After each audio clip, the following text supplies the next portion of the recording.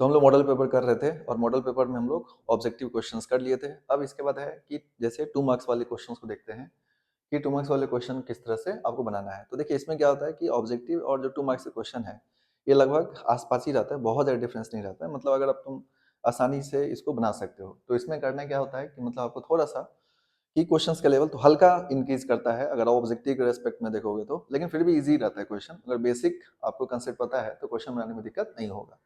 तो करना क्या है, बस थोड़ा-सा मेहनत करते रहना है। मेहनत करोगे अच्छे से तो क्वेश्चंस बनाने में दिक्कत नहीं होगा। बेसिक फ़ॉर्मूला वगैरह याद रखो और क्वेश्चन सॉल्व करोगे तो आसानी से सॉल्व हो जाएगा। अब जैसे इसमें क्वेश्चंस हम लोग करने आते हैं, जैसे यहाँ पर है integration of cos Q x. तो देखो अब ये जो है इसको हम आपको 2 तरह से पढ़ाए थे कि अगर इस क्वेश्चन को सॉल्व करना चाहोगे तो 2 तरह से सॉल्व कर सकते हो। जैसे हम लोग पढ़े थे कि अगर साइन या कॉस में से जिसके पावर ऑड रहेगा उसके अपोजिट वाले को मान लेंगे। जैसे ये वाला कांसेप्ट बताया था आपको, integration of sine power mx है और कॉस पावर nx है इनटू dx।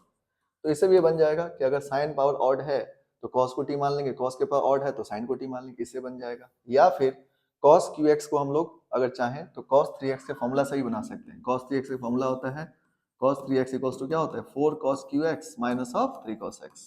तो इस फॉर्मूला से ही बना सकते हो। तो पहले हम इस फॉर्मूला से बनाते हैं, दोनों मेथड से बना के बताते हैं आपको कैसे सॉल्व होगा। तो cos 3x equals to 4 cos qx minus 3 cos x है, तो इसको लिख सकते हो 3 cos x plus cos 3x, ठीक है, इक्वल्स टू क्या हो जाएगा 4 cos qx। ये 4 cos qx हो जाएगा। अब यहाँ पर cos qx का जो वैल्यू हो जाएगा ये हो जाएगा आपका 3 cos x plus of cos 3x divided by 4, ये आ जाएगा। अब cos qx के जगह पर यहाँ पे क्या करेंगे हम लोग, इसको रिप्लेस कर देंगे और इंटीग्रेट करेंगे, आ जाएगा। इसी तरह से sin qx का और पूछा जाएगा तो sin qx को भी इंटीग्रेट कर सकते हो आप लोग। तो करना क्या, मतलब बेसिक क्वेश्चन है, इसमें कुछ ऐसा नहीं है कि जो आप बना नहीं सकते। तो आपको करना क्या है, इसको सॉल्व करने के लिए इंटीग्रेशन ऑफ जो cos qx है उसके जगह पर पुट कर दो 3 cos x plus of cos 3x divided by 4, ठीक है, इंटू dx। तो ये आप यहाँ पे इंटीग्रेट कर सकते हो, तो 1/4 बाहर आ जाएगा और ये हो गया 3 cos x plus of cos 3x into dx। अब इसको इंटीग्रेट कर लो और आपको आसानी से सॉल्व हो जाएगा। तो कितना मिलेगा आपको, जैसे 1/4 3 cos का इंटीग्रेशन क्या होता है sin x, तो 3 sin x, cos 3x का इंटीग्रेशन क्या होता है sin 3x बाई 3 और ये हो जाएगा प्लस c। तो ये आपका आंसर हो गया। तो सिंपली आप इस क्वेश्चन को इस तरह से भी सॉल्व कर सकते हो, इजिली ये सॉल्व हो जाएगा। अब इसी का सेकंड मेथड अगर बनाओगे, मान लो कि सेकंड मेथड से बनाना चाहते हो तो क्या करो, cos qx है तो cos qx की जगह पर आप यहाँ पर अगर चाहो तो sin x को t लेकर के सॉल्व कर लो। जैसे sin x को t ले लोगे, sin x को, ये सेकंड मेथड है, सेकंड मेथड से भी सॉल्व कर सकते हो। तो कोई भी मेथड लगाओगे बन जाएगा। सेकंड मेथड में क्या करना है आपको, ये फर्स्ट मेथड हो गया जो कि इस अगर फॉर्मूला याद है तो ऐसे बना लेना, अगर फॉर्मूला याद नहीं है इन केस तो क्या करोगे, यहाँ पर सिंपली जैसे sin x का वैल्यू यहाँ पर सब्स्टिट्यूट कर दो। तो मान लो sin x equals to t है तो sin का डिफरेंशिएशन क्या होगा cos x इंटू dx बराबर कितना हो गया dt। अब इसको सॉल्व करोगे तो cos qx है तो cos qx है ना इंटू dx से जगह क्या पुट कर दोगे dt बाई cos x। और यहाँ पर देखोगे तो ये cos से cos कैंसिल हो जाएगा तो cos स्क्वायर आ गया, 1 cos स्क्वायर को लिख सकते हो 1 माइनस साइन स्क्वायर, तो 1 minus sine square x into dx हो जाएगा, यहाँ पर dt हो जाएगा। अब इसमें क्या करोगे, इसमें जो है थोड़ा सा सॉल्व कर लो, है ना, हल्का। यहाँ पर क्या करना आपको थोड़ा सा पुट कर लेना है, तो वैल्यू पुट कर दो, तो 1 माइनस साइन का वैल्यू क्या पुट करना है T square into d t.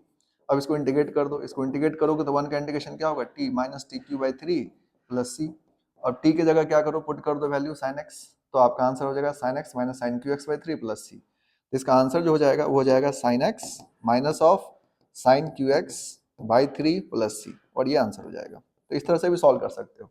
अब आपके दिमाग में क्वेश्चन आएगा कि ये दोनों आंसर अलग अलग है, तो ऑब्वियसली अलग अलग रहेगा क्योंकि यहाँ पर आपको जैसे अगर आंसर लाना है तो आप क्या करोगे, इसको sin 3x को ब्रेक कर दो, 3 sin x minus 4 sin qx के फॉर्म ब्रेक करोगे, ये सॉल्व करोगे तो ये इस फॉर्म में आ जाएगा। लेकिन अदरवाइज आपको ये आंसर अलग दिखेगा, देखने से आपको अलग लगेगा, लेकिन सॉल्व करने पर आंसर सेम हो जाएगा।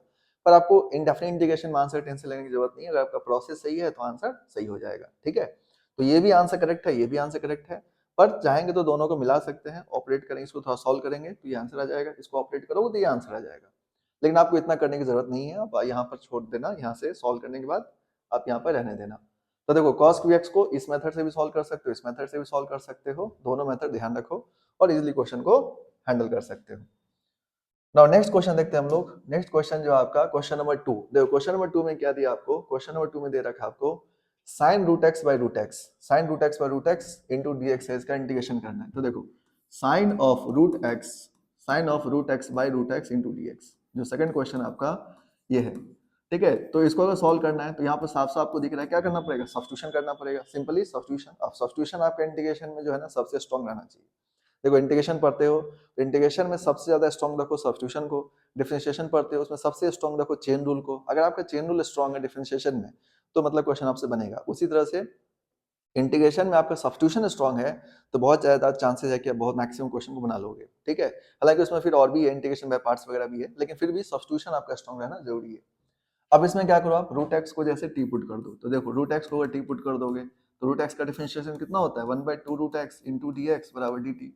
ठीक है, तो यहाँ पर dx वैल्यू कितना आ जाएगा, dx वैल्यू आ जाएगा 2 root x into d t. अब इस वैल्यू को यहाँ पर सब्स्टिट्यूट कर दो तो ये आ जाएगा साइन टी रूट एक्स की जगह पर इंटू ये आ जाएगा 2 root x into d t divided by root x है तो रूट एक्स। अब ये देखो ये रूट एक्स क्या हो गया, कैंसिल आउट। तो आपको क्या मिला, 2 को बाहर कर दो, integration of sine T into d t. अब साइन टी का जो इंटीग्रेशन होता है वो क्या होता है, माइनस कॉस टी, तो माइनस 2 कॉस टी हो जाएगा, minus 2 cos T plus c, और टी के वैल्यू रूट एक्स है तो आंसर हो जाएगा minus 2 cos root x plus c. ये इसका फाइनल आंसर हो जाएगा। और इस तरह से आप इस क्वेश्चन को बना सकते हो। तो देखो क्वेश्चंस तो आसानी है, ऐसा कुछ नहीं है कि जो आप नहीं बना सकते हैं, सब्स्टिट्यूशन आपको आना चाहिए, क्वेश्चन आपसे बन जाएगा। तो इजीली आप यहाँ पर सॉल्व कर सकते हो, मैक्सिमम क्वेश्चन आपका सब्स्टिट्यूशन लगाओगे बन जाएगा। जैसा आप इसका क्वेश्चन नंबर 3 देखो, थर्ड नंबर क्वेश्चन में क्या है, थर्ड नंबर क्वेश्चन जो बोला गया इसमें आपको, क्वेश्चन नंबर 3 में बोला गया कि integration of x square divided by, आपको दे रखा है 1 प्लस एक्स पावर 6। ठीक है, x square divided by 1 plus x power 6 दे रखा है आपको। अब बोला गया इसको सॉल्व करने के लिए, तो यहाँ भी क्या करोगे, सब्स्टिट्यूशन करोगे। तो कैसे करोगे सब्स्टिट्यूशन, यहाँ थोड़ा स्मार्टली प्ले करना। ठीक है, ये चीज ध्यान रखना कि आप सब्स्टिट्यूशन मतलब ये नहीं कि ब्लाइंडली सब्स्टिट्यूट करना है, थोड़ा सा ध्यान देना है कि किसको सब्स्टिट्यूट करे। तो देखिए यहाँ पर अगर हम लोग इसको सॉल्व करें तो इसको लिख लेना x square by 1 plus x cube का होल स्क्वायर लिख लेना पहले इंटू डी एक्स। अब इसमें सब्स्टिट्यूट जो करोगे वो एक्स क्यूब को सब्स्टिट्यूट करना है टी। ठीक है, तो देखो एक्स क्यूब का डिफरेंशिएशन कितना हो जाएगा, 3x square into d x बराबर डी टी। इसका मतलब x square D x value कितना आ जाएगा, तो डी टी बाई 3 आ जाएगा। अब इस वैल्यू को यहाँ पर पुट कर दो, integration of d t by 3। ठीक है, डी टी बाई 3 यानी 3 को बाहर ही कर लो। ठीक है, तो डी टी बाई 3 हो जाएगा, ये डी टी बाई 3 यानी 1/3 बाहर आ जाएगा, ये हो जाएगा 1 प्लस टी स्क्वायर। अब इसको इंटीग्रेट कर लो तो 1/3 ये कितना हो जाएगा, tan inverse t plus c, ये आ जाएगा।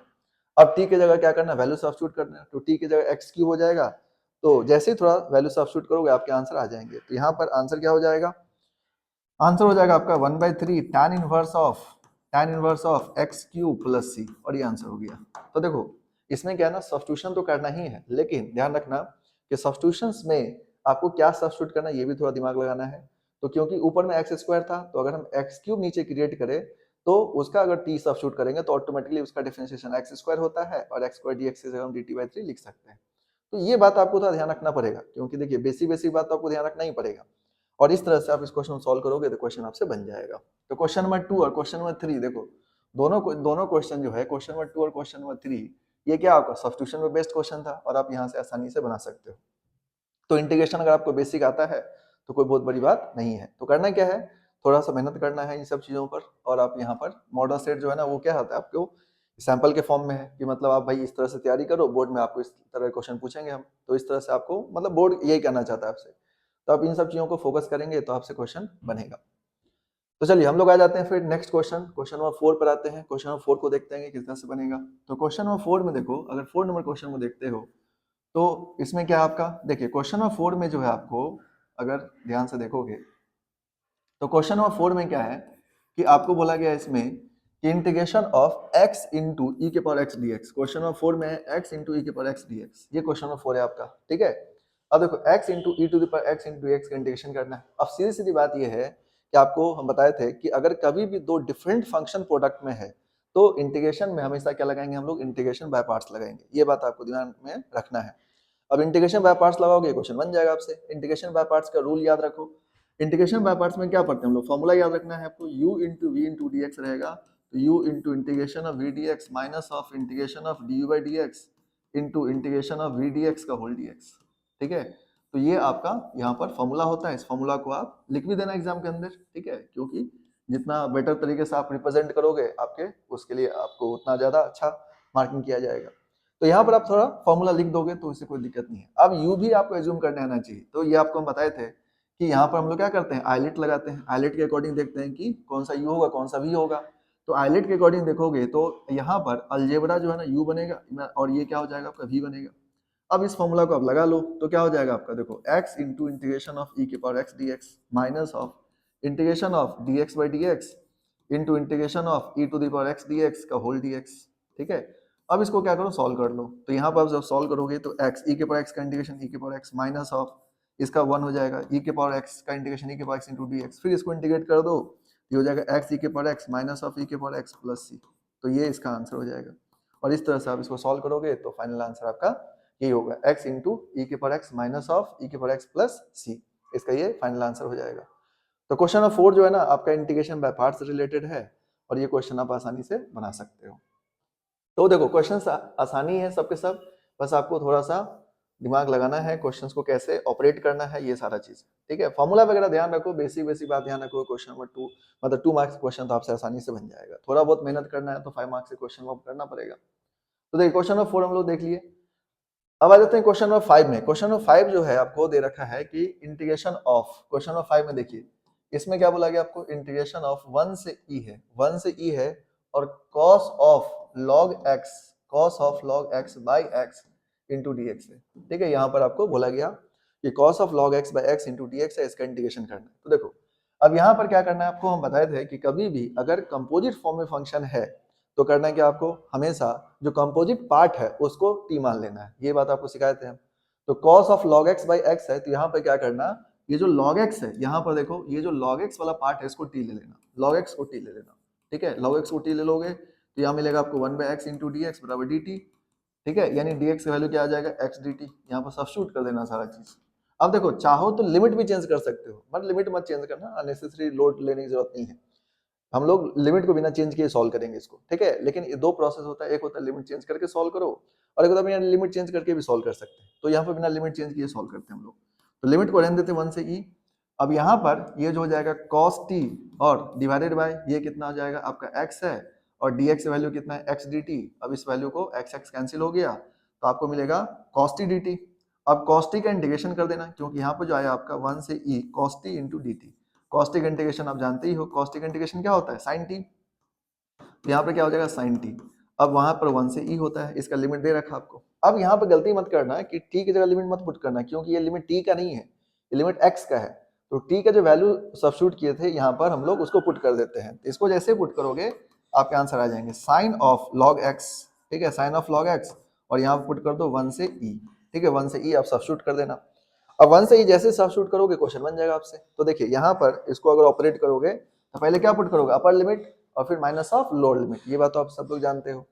यहाँ पे कितना हो जाएगा आपका साइन ऑफ, ये हो जाएगा log e minus of sign of ये कितना हो जाएगा आपका log 1। ठीक है, ये आ जाएगा।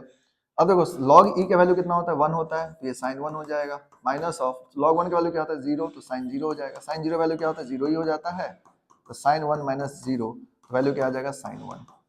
ठीक है, तो sin 1 इसका क्या हो जाएगा आंसर हो जाएगा और इस तरह से आप इसका सॉल्यूशन कर सकते हो। तो मतलब बेसिकली क्या है कि यहाँ पर देखो अगर क्वेश्चंस को, तो क्वेश्चंस बनाने में आपको दिक्कत नहीं होगा। अगर आप सारी बातों को जानते हैं तो आपको कोई परेशानी वाली बात नहीं है। ठीक है, तो आपको करना क्या है, इन सारी बातों को ध्यान रखना है। जैसे जैसे आप इस कंसेप्ट को ध्यान रखोगे आपसे क्वेश्चन बनेगा। ठीक है, तो यहाँ पे इसको पहले आप नोट कर लो, इसको ध्यान रखो क्वेश्चन को किस तरह से बनाना है। तो ये क्वेश्चन हम लोग देख रहे थे, इसमें ये जो क्वेश्चन नंबर 5 है ये आपका इस तरह से सब्स्टिट्यूशन करना है। cos ऑफ log x और 1 से e लिमिट था आपका, log e का वैल्यू 1 होता है, ध्यान रखना, क्योंकि बेस में e रहता है। तो बेस एक्सपोनेंट जब दोनों सेम हो तो log का वैल्यू 1 हो जाता है। ये बात हमको ऑलरेडी बता चुके हैं। तो यहाँ पर इनको सॉल्व करोगे आप आ जाएगा। अब यहाँ पर sin 1 है माइनस ऑफ sin 0, तो sin 0 वैल्यू 0 जाता है, log e का वैल्यू 1, तो sin 1 की वैल्यू 1 ही रहेगा, क्योंकि sin 1 जो है गलती से 90 मत लिख देना, नहीं तो गलत हो जाएगा, क्योंकि साइन इनवर्स 1 रहता तब 90 होता है, ये sin 1 है तो sin 1 ही होगा। ठीक है, और ये आपका आंसर हो जाएगा। तो ये सारा चीज समझ गए होगे। ठीक है, अब इसमें देखो तो क्वेश्चंस जो आपको क्लास में बताए हैं ये सारी क्वेश्चन उसी तरह से पूछा गया है। बस आपको क्या करना है, जो हम बताए हैं उसको ध्यान रखना है ना। तो आपको हम पहले ही बोले थे जो जो हम पढ़ाएं आपको उसी में से क्वेश्चन आएगा, उससे बाहर नहीं आएगा। और ये यहाँ से आप देख भी सकते हो कि उससे एक भी क्वेश्चन बाहर नहीं है।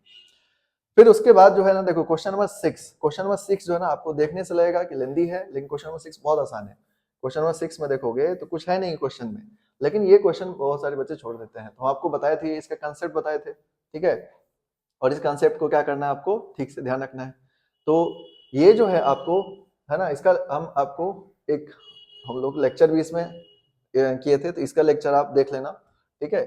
तो ये वाला 5 नंबर क्वेश्चन हो गया। क्वेश्चन नंबर 6 इसका लेक्चर जो आपको डाले थे, तो इसका जो है जो लोग नहीं पढ़े आप लोग में से, तो वो क्या करना, लेक्चर देख लेना, ठीक है। तो उसका अवेलेबल है लेक्चर यूट्यूब पर, तो हम डाले हुए हैं, तो आप जो है आराम से उस क्वेश्चन को, इस कंसेप्ट को देखोगे, आपसे क्वेश्चन बन जाएगा। ये क्वेश्चन छोड़ना नहीं, बहुत आसान क्वेश्चन होता है। फिर अभी हम बता देते हैं आपको इस क्वेश्चन को कैसे बनाना है। तो क्वेश्चन नंबर 6 जो है आपको, क्वेश्चन नंबर 6 देखिए, क्वेश्चन नंबर 6 में क्या है कि आपको दे रखा है limit of n tending to infinite, limit of n tending to infinite है समेशन ऑफ, यहाँ पे दे रखा आपको r equals to 1 to n, और ये दिया आपको r cube divided by r की पावर 4 प्लस ऑफ n की पावर 4। ये वाला कंसेप्ट बताया था आपको हम कि समेशन को हटाओगे तो इंटीग्रेशन का साइन लगेगा, ठीक है। और यहाँ पर n का मैक्सिमम पावर कॉमन लेना आपको। तो ये सारी बात जो है ना आप देख लेना लेक्चर में, जो ऑलरेडी लेक्चर यहाँ पर चैनल पर है, तो आप उसको एक बार ध्यान से देखोगे, बन जाएगा आपसे क्वेश्चन। तो यहाँ पर n के पावर 4 कॉमन ले लो, तो ये आ जाएगा आपका, यहाँ पर आ जाएगा r के पावर 4 बाई n के पावर 4, ठीक है, प्लस 1 हो जाएगा। अब इसको आप थोड़ा फर्दर और लिख लो, तो ये आ जाएगा summation of r equals to 1 to n, और ये आ जाएगा r cube by n cube लिख सकते हो, डिवाइड बाई एक n रह जाएगा, और यहाँ पर आ जाएगा r के पावर 4 बाई n के पावर 4 प्लस 1, ठीक है, ये आ जाएगा। इसको थोड़ा और अच्छे से लिखना आपको, तो summation of r equals to 1 to n है ना, ये limit n tends to infinite रहेगा हर जगह, ये बात ध्यान रखना, limit n tends to infinite रहेगा ही रहेगा। अब यहाँ पर आप लिख सकते हो r बाई n का होल क्यूब, ठीक है, और ये हो गया n, और ये हो जाएगा आपका r बाई n के पावर 4 प्लस 1, ठीक है, ये हो जाएगा। अब इसमें करना है क्या आपको, इसको सॉल्व करना है। तो इसको सॉल्व करना है तो क्या करना है आपको, r बाई n जो है, r बाई n को रिप्लेस करना है, r बाई n को रिप्लेस करना है x से, r बाई n जहां जाए वहां पर x लिखना है, और 1 बाई n को क्या लिखना है, dx लिखना है। ये बात आपको हम ऑलरेडी बताए हुए हैं, तो अब एक बार देखोगे तो समझ में आ जाएगा। अब यहाँ पर इंटीग्रेशन ऑफ, इंटीग्रेशन करना आपको, तो देखिए इंटीग्रेशन करोगे, r बाई n की जगह x लिखोगे, ये हो जाएगा x क्यूब, ठीक है। अब यहाँ पर देखो r बाई n के पावर 4 है, तो ये हो जाएगा x के पावर 4 प्लस 1, ठीक है, और इंटू 1 बाई n की जगह क्या हो जाएगा dx। और लिमिट कैसे पता करोगे, तो देखो लोअर लिमिट कितना है 1, तो यहाँ पर 1 बाई n करोगे, और n टेंड टू इनफिनाइट है, ठीक है, देखो limit n tends to infinite है, तो इनफिनाइट पुट करोगे तो 1 बाई n का वैल्यू क्या हो जाएगा 0, है ना, ये बात आपको बताए थे। और n बाई n करोगे, अपर लिमिट निकालोगे तो वैल्यू कितना आ जाएगा 1, यानी upper lower limit 0, upper limit 1 हो जाएगा। ये बात आपको ध्यान रखना है। तो r बाई n को x से, 1 बाई n को dx से। तो देखो इसका पूरा कंसेप्ट एक बार देख लेना, ठीक है, अच्छे से, क्योंकि क्वेश्चंस बार बार पूछा जाता है और आपसे बन भी जाएगा, क्वेश्चन आसान होता है। तो जो लोग पढ़े हुए हो उसको तो इजीली समझ में आ गया, जो लोग नहीं पढ़े उसको क्या करना है, एक बार लेक्चर पूरा देख लेना, उसके बाद इस क्वेश्चन को बना लेना, तो आपको आसानी से बन जाएगा। अब इसके बाद क्या करोगे, आप इसको सॉल्व कर लो, x से पावर 4 प्लस 1 है, इसको इंटीग्रेट कर लो। देखो x से पावर 4 प्लस 1 को अगर t ले लोगे, या तो डायरेक्टली देख सकते हो, x से पावर 4 को डिफरेंशिएट करो, 4x क्यूब आ जाएगा, तो यहाँ पे क्या करो, 4 से मल्टीप्लाई डिवाइड कर दो, 4 से मल्टीप्लाई डिवाइड कर दोगे तो क्या हो जाएगा, ये f dash x by fx के फॉर्म में आ जाएगा, और f dash x by fx का वैल्यू कितना होता है, log mod fx होता है, तो यानी इसका वैल्यू कितना हो जाएगा 1/4, ये हो जाएगा log ऑफ mod x से पावर 4 प्लस 1, ठीक है। अब ये जो है इसका लिमिट हो जाएगा 0 से 1, ठीक है, तो 1/4। अब इसका वैल्यू पुट कर दो, तो log ऑफ कितना हो जाएगा 1 plus 1 minus of log of, ये हो जाएगा 0 प्लस 1, ठीक है। अब इसका वैल्यू 1/4 हो गया, ये हो जाएगा log 2, और log 1 का वैल्यू कितना होता है 0, तो आंसर कितना हो जाएगा आपका 1/4 log 2, 1/4 log 2 इसका क्या होगा, करेक्ट आंसर होगा। तो ये क्वेश्चंस आपका इस तरह से बन जाएगा। तो मतलब देखिए क्वेश्चंस के लेवल में कोई दिक्कत नहीं है, मतलब ऐसा नहीं कि क्वेश्चंस बहुत हाई लेवल का रहता है, लेकिन बिहार बोर्ड में क्या है ना कि आपको सिलेबस पूरा कवर करता है, सिलेबस बहुत ज्यादा इसमें कवर करता है, इसीलिए आपको सारा चीज पढ़ना पड़ेगा, मतलब कुछ भी आप छोड़ के नहीं जा सकते, ठीक है। जैसे सीबीएसई बोर्ड में क्या है कि आपको बहुत सारा चीज नहीं है सिलेबस में, तो आप क्या है कि वहां पर मतलब कुछ जैसे इसी को देख लो, अब ये जो टॉपिक है आपका, ये सीबीएसई में नहीं पूछता है, लेकिन बिहार बोर्ड में पूछता है, तो आपको ये पढ़ के जाना है, क्योंकि ये सब जो है आपको क्वेश्चन आएंगे, और क्वेश्चन आसान होता है, इतना कुछ नहीं होता कि आप बना नहीं सकते। अगर वैसे भी देखो, अगर आपको 95 स्कोर करना है, 100 स्कोर करना है, तो सारा कुछ पढ़ के जाना पड़ेगा, क्योंकि आपके पास क्या होना चाहिए कि जितना क्वेश्चन पूछा जा रहा है, जितना नॉलेज चाहिए एग्जाम के लिए, उससे ज्यादा नॉलेज होना चाहिए आपके पास, तो ताकि क्या हो कि किसी भी तरह क्वेश्चन अगर आ गया इनकेस, ठीक है, कोई डिफिकल्ट क्वेश्चन हो गया, तो आप बनाने के लायक हो। ऐसा नहीं कि मतलब ये कि मतलब आप कोई क्वेश्चन हल्का डिफिकल्ट हो गया तो आप उसको छोड़ दिए, वो नहीं होना चाहिए। तो आपको थोड़ा सा प्रिपरेशन अपना अपर लेवल का रखना पड़ेगा, अगर आपको 95 100 मार्क्स स्कोर लाने हैं तो, लेकिन आसानी से आ जाएगा, इतना कुछ दिक्कत वाली बात नहीं है। तो ये क्वेश्चन नंबर 6 इस तरह से आप ध्यान रख सकते हो। नाउ इसके बाद आते हैं हम लोग क्वेश्चन नंबर 7 पर। देखो क्वेश्चन नंबर 7 जो आपका, इसमें क्या दिया है कि आपको इसमें बोला गया है कि y इक्वल्स टू 2x है, y इक्वल्स टू 2x यहाँ पर दिया आपको। अब इसमें आपको y इक्वल्स टू 2x है, उसके बाद आपसे बोला गया कि x इक्वल्स टू 0 है, y इक्वल्स टू से बने ट्राइंगल का क्या करना है आपको, एरिया निकालना है बाय यूजिंग इंटीग्रेशंस। तो देखिए कैसे सॉल्व करोगे आप, तो यहाँ पे इंटीग्रेशन निकालना आपको। तो देखिए इसके लिए क्या करना, सबसे पहले ग्राफ बना लेना, क्योंकि बिना ग्राफ बनाए आपको यहाँ पर पता नहीं चलेगा किस तरह से एरिया निकालना है। ये आपको y एक्सिस है और ये x एक्सिस है। अब देखो y equals to 2x, y equals to 2x line क्या होता है, a line passing through origin, origin से जो लाइन पास करेगा ये आपका यहाँ पर हो जाएगा, तो लाइन पासिंग थ्रू ऑरिजिन हो जाएगा, यानी y equals to 2x line हो गया ये वाला। अब उसके बाद जो है आपको, यानी ये जो लाइन हो जाएगा आपका y इक्वल्स टू 2x, ठीक है। अब उसके बाद है x इक्वल्स टू 0, तो x इक्वल्स टू 0 कौन सा लाइन होता है, तो ध्यान रखना यहाँ पर ये लाइन y एक्सिस जो होता है वो x इक्वल्स टू 0 होता है, तो x equals to 0 y axis हो जाएगा। इसके बाद आप यहाँ पर एक लाइन होगा y इक्वल्स टू 2, तो y इक्वल्स टू 2 लाइन ये हो गया, ठीक है। तो ये पॉइंट कितना हो गया आपका 0,2, ठीक है, ये हो जाएगा। अब इसका इंटरसेक्टिंग पॉइंट निकाल लो, इसका इंटरसेक्टिंग पॉइंट यहाँ पर ये तो 0 0 हो गया। अब इसका इंटरसेक्टिंग पॉइंट निकालोगे तो इंटरसेक्टिंग पॉइंट क्या हो जाएगा, देखो y इक्वल्स टू 2 है तो 2 पुट कर दो, तो 2 इक्वल्स टू 2x, तो x का वैल्यू कितना हो जाएगा 1, और x का वैल्यू 1 आ गया, तो y इक्वल्स टू 2x है, तो y का वैल्यू निकल जाएगा, तो y का वैल्यू कितना हो गया 2 into 1 यानी 2। वैसे तो y का वैल्यू ऑलरेडी आपको पता है, यहाँ पर y इक्वल्स टू 2 लाइन है ये, तो ये पॉइंट क्या हो गया 1,2। अब ये जो रीजन बॉन्ड हो रहा है वो ये रीजन बॉन्ड हो रहा है, तो इसका क्या करना, आपको एरिया निकालना है। तो एरिया निकालने के लिए क्या करोगे, यहाँ पर सिंपली एरिया निकालना आपको। तो एरिया निकालने के लिए क्या करना, किस तरह सॉल्व करना, देखो यहाँ पर इसका y के एक्सिस के साथ बना रहा है एरिया, तो इसको क्या करो, हाफ यहाँ पर ले लो 0 से 2, ठीक है, y का लिमिट ले लिया हम लोग। तो ये जो लाइन है y इक्वल्स टू 2x है, तो x का वैल्यू कितना हो जाएगा, y इक्वल्स टू 2x है, तो x बराबर लिख सकते हो y बाई 2, तो y के बाई 2 यहाँ पुट कर दो, ठीक है, y बाई 2 इंटू dy, ठीक है, क्योंकि हम लोग y का लिमिट लिए इसलिए y में फंक्शन होना चाहिए आपका। अब इसको इंटीग्रेट कर लो, तो 1/2, देखो y का इंटीग्रेशन क्या होता है y स्क्वायर बाई 2, और लिमिट पुट कर देना 0 से 2, ये कितना हो जाएगा आपका 1/2 इंटू ये हो जाएगा 2 के स्क्वायर बाई 2, तो वैल्यू ये तो 0 ही हो जाएगा, 2 के स्क्वायर बाई 2 माइनस 0 करोगे तो ये कितना आ जाएगा 1/2, ये हो गया आपका 4/2, ठीक है। तो यहाँ पे कैंसिल कर दो, ये 2 से ये 2 कैंसिल हो गया, तो आंसर कितना होगा 1 स्क्वायर यूनिट, तो 1 स्क्वायर यूनिट इसका क्या हो जाएगा, आंसर हो जाएगा। तो इस तरह से इस क्वेश्चन को सॉल्व कर सकते हो। तो क्वेश्चन नंबर 7 जो है वो आसान क्वेश्चन है, मतलब इतना कुछ नहीं है, इस क्वेश्चन को आसानी से बना सकते थे आप लोग। तो यहाँ पर एरिया का जो सिंपल क्वेश्चन होता है वो आपसे पूछा जाएगा, ठीक है। ये आपको एरिया क्वेश्चंस बिहार बोर्ड में थोड़ा कम पूछा जाता है, लेकिन मतलब कोई कोई क्वेश्चन आपसे पूछा जाएगा तो बेसिक लेवल पूछा जाएगा। इनकेस अगर आप जो बच्चे आप कंफर्टेबल नहीं रहोगे इसमें, तो क्या करना, दूसरा क्वेश्चन चूज कर लेना, क्योंकि आपको इसमें मल्टीपल ऑप्शन आपके पास है कि आप और भी क्वेश्चन है आपके पास, तो जो आपको आएगा ठीक से उसी को बनाओ। जो ही नहीं है कि मतलब आप अननेसेसरी क्वेश्चंस को जो है लोड लेने की जरूरत है। आपको करना क्या है कि आपसे जो क्वेश्चंस आसान लगे, जो क्वेश्चन आपके जो चैप्टर आपका स्ट्रांग है वहां से क्वेश्चन को पिक करो, क्योंकि आपके पास नंबर ऑफ क्वेश्चन ज्यादा है, बनाना कम है, इसलिए ज्यादा आपको टेंशन लेने की जरूरत नहीं है। तो अगर आप इस क्वेश्चन को मान लो स्किप करोगे, हालांकि तो आसान क्वेश्चन है, इतना बेसिक लेवल तो आपको आना चाहिए एरिया का, लेकिन अगर इनकेस जिन बच्चों को नहीं आता तो आप उलझना मत, है ना, दूसरा क्वेश्चन बना लेना, ठीक है। इससे पैनिक करने की जरूरत नहीं है, लेकिन बेसिक बेसिक तो पढ़ के रखो। देखो जिनको 100 स्कोर करना है, 95 स्कोर करना है, वो लोग सब कुछ पढ़ो, ठीक है, वो लोग को सब कुछ आना चाहिए। वो ये बेसिक भी है कि भाई आपको सब कुछ आना चाहिए, 100 मार्क्स लाने का मतलब क्या हुआ, आपको सब कुछ आना चाहिए। अब क्वेश्चन नंबर 8 देखो, क्वेश्चन नंबर 8 जो है ना बहुत ज्यादा आसान है। y इक्वल्स टू आपको दे दिया गया है रूट अंडर, यहाँ पे क्या दे दिया गया आपको ax³ plus bx² plus cx plus d, ठीक है। और आपसे बोला गया कि dy/dx निकालो। ये क्वेश्चन क्या है, बहुत ज्यादा आसान है। इसमें करना है कि आपको डिफरेंशिएट कर देना, चाहो तो स्क्वायरिंग करके डिफरेंशिएट करो, और स्क्वायरिंग नहीं करना है तो सीधे डिफरेंशिएट कर डालो, उसमें कोई दिक्कत नहीं है। तो dy/dx रूट का डिफरेंशिएशन कितना होता है, तो 1/2 रूट, ये कितना हो जाएगा आपका ax³ plus bx² plus cx plus d, ठीक है, 1/2 रूट x होता है।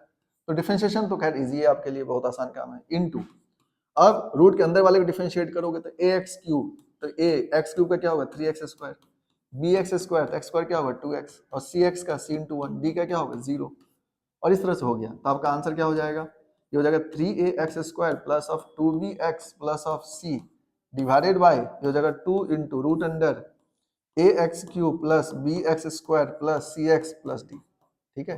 तो ये इसका आंसर हो जाएगा, तो ये dy/dx का वैल्यू आ जाएगा।